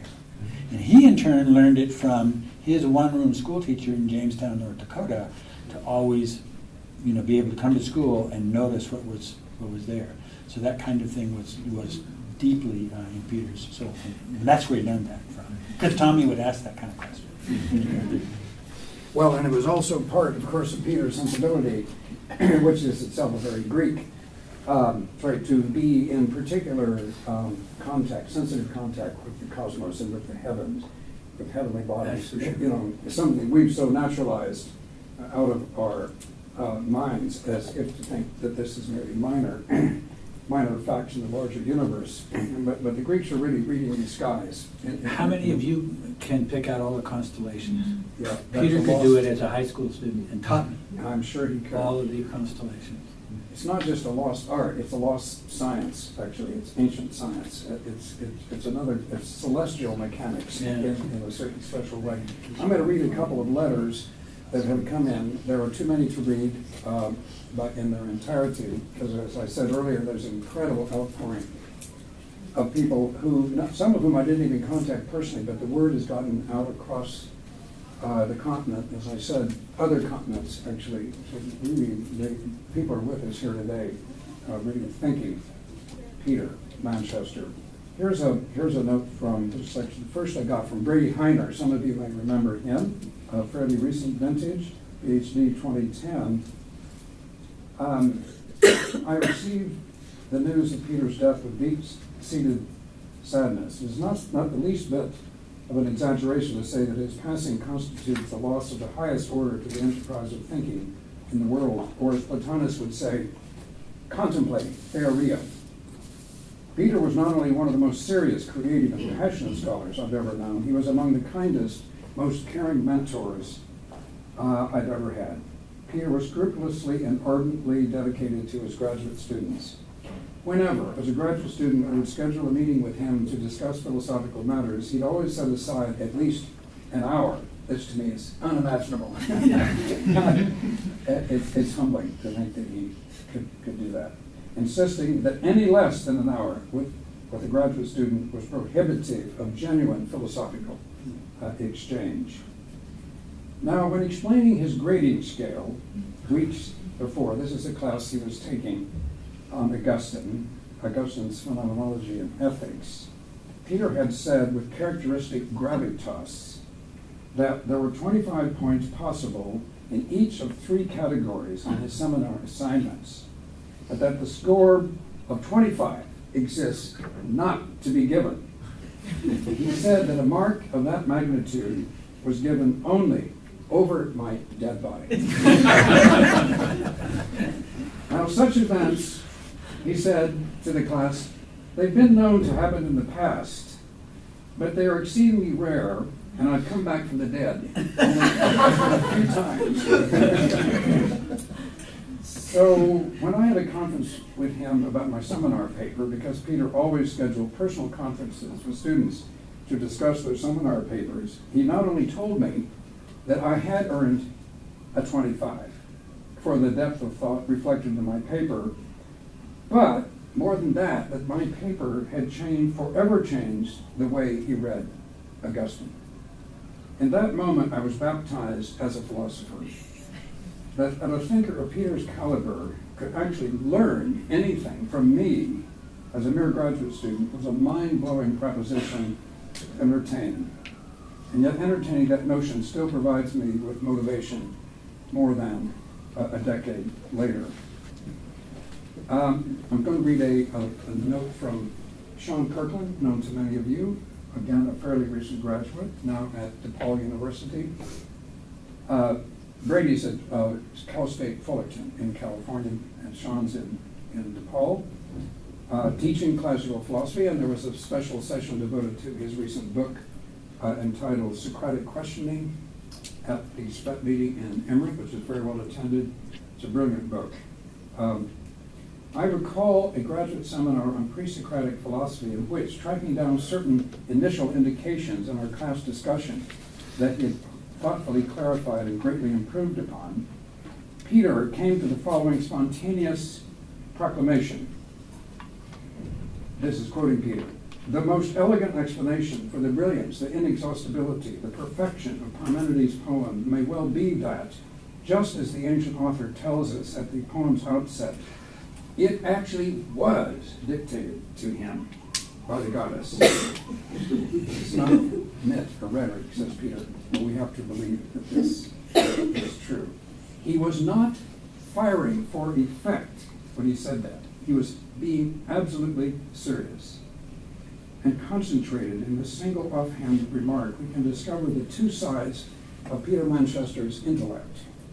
On the one hand, the rigorous, tireless, almost relentless exercise of reason that leads one to search out, even demand the most illuminating rational explanation for what presents itself in experience. A number of you have spoken to this already. On the other hand, the good sense, or perhaps I'd like to say the intellectual courage, to recognize the precise moment at which rationality encounters the limits of its explanatory power. For surely it is the uncommon combination of these two traits that gave Peter's thinking its peculiar character and its power. One more. We could be here for hours because these are extraordinarily eloquent statements. These are folks who've actually had a little time to think it over and to write in their thoughts. This is Greg Kirk, a very recent PhD who's now at Arizona State. I told him in one of our meetings that I sometimes felt as though we just approached things, ideas, other people, basic ways of expressing ourselves very differently, he, Peter, and I, right? And that this sometimes made us miscommunicate. His response was remarkable to me because not only did he seem unsurprised by this observation, he seemed both to have noticed this already and to have diagnosed the reasons for our miscommunications. Again, Manchester's attention to detail is extraordinary in every domain, including interpersonal relations, you see. And he said thus, without pause, something like, well, you are a phronesis guy, and I'm a theoria. He said, meaning that my philosophical interests were oriented to practical wisdom. Kirk went on to write a brilliant dissertation on phronesis, actually, in Plato and Aristotle. And his tendency was to contemplation, particularly metaphysical contemplation, and that these differences produced different demeanors and ways of expressing ourselves. Now, in my experience, this accounted for Peter's strange charisma. He had a combination of personal warmth and remoteness. While on the one hand, he was personally very kind and gentle, he also often seemed to be someone whose true interests and concerns were grand, philosophical, in the way that Socrates talks about the philosopher in the Theaetetus, someone directed toward such grand things that he barely noticed people. But of course, that's not quite right. Peter was connected to people, just in a manner that was withdrawn enough, just enough, to allow him to observe and to connect. And here's a final statement from among these many, and I've just selected these somewhat random late last night. This is Jessica Elbert, who is now at San Marcos, California State San Marcos. Peter Manchester was the most honest, humble, and enthusiastic teacher I've ever known. He had a truly open mind, and he demonstrated to me what it means to be a real philosopher, always considering new ideas. In our pre-Socratic class, he and Peter Kingsley is a famous author on pre-Socratic philosophy who was brought to Stony Brook by Peter as a guest. Paula housed him. He was a little difficult, I think. Oh, he was wonderful. Well, probably both. He was rather eccentric. So, in the class, Peter and Kingsley, world famous, Oxford philosopher, had a disagreement on the text of Parmenides. And Peter came into the classroom after the Goth philologist, as he liked to call Kingsley, right? Philologist had left, right? And he ceremoniously blew out a candle with the class to symbolize that he was letting go of an old reading of Parmenides he'd held on to because he'd been persuaded by a new one. Thanks to Kingsley for all of his eccentricity and excess. He thought Kingsley was absolutely right. So that Peter was never attached to his ideas in an egotistical way. He was always seeking new understanding, and he inspired the same in his students. That was a kind of interlude of written testimony, but others may also want to add a few more words. We're heading toward the end of the afternoon, but who else might want to speak? Yes, Courtney. I was just going to speak to, since so many of you have brought up how inspiring he was as a teacher, and I didn't really talk about that, but he certainly was for me. And what I found so interesting about his approach to teaching was this incredible combination of utter unself-consciousness and also coupled with a commitment to formalities.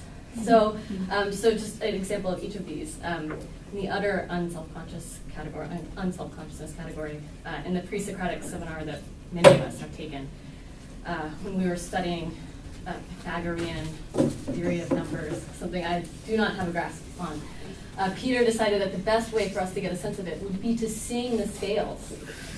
And this was a class of probably 6 or 8 incredibly self-conscious graduate students, and Peter.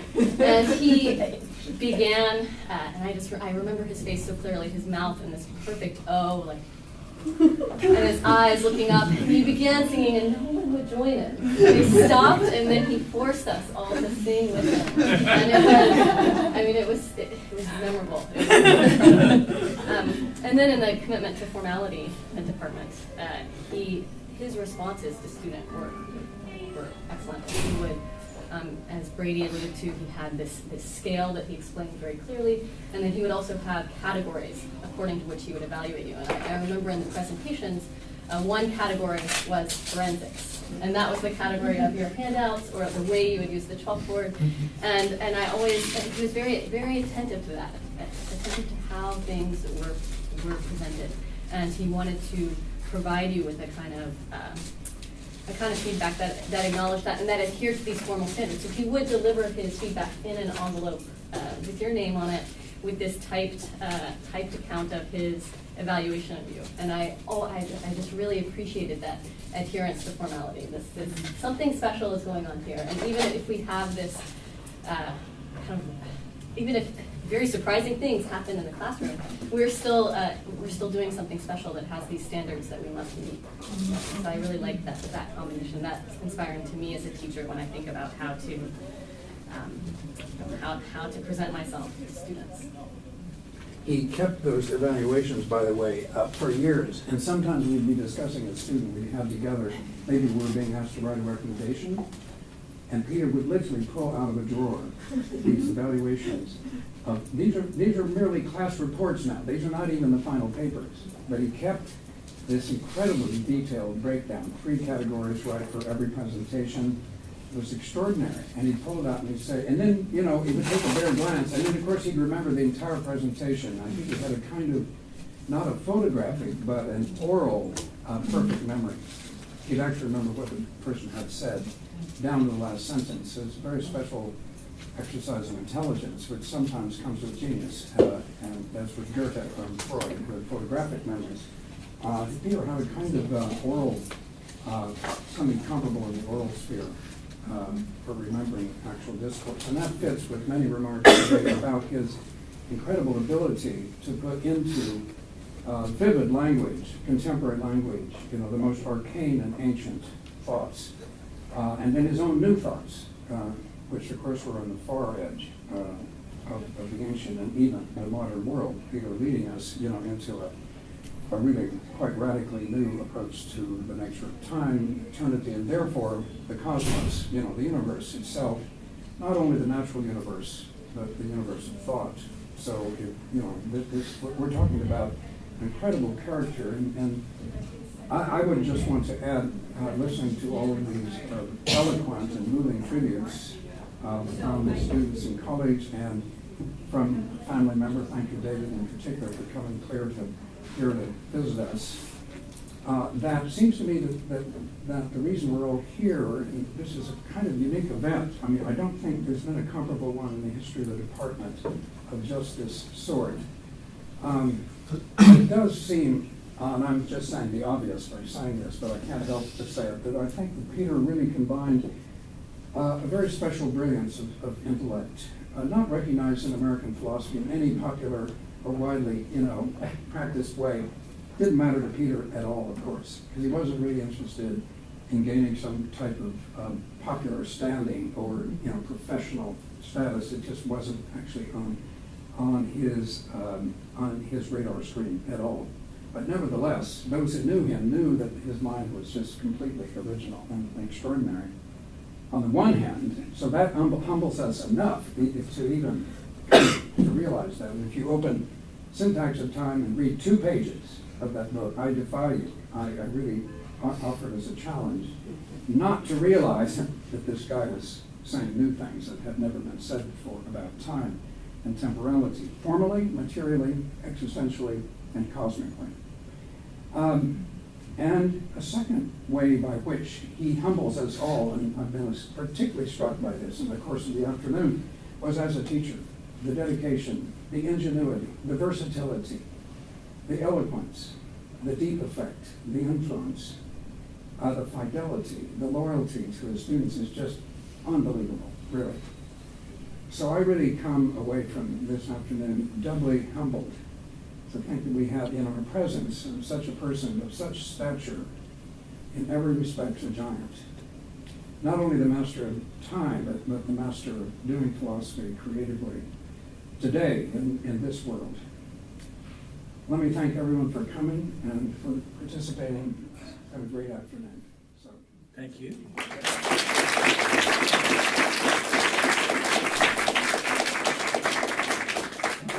We're having a reception. Please, there's food, drink, and lots of good things coming up. Please.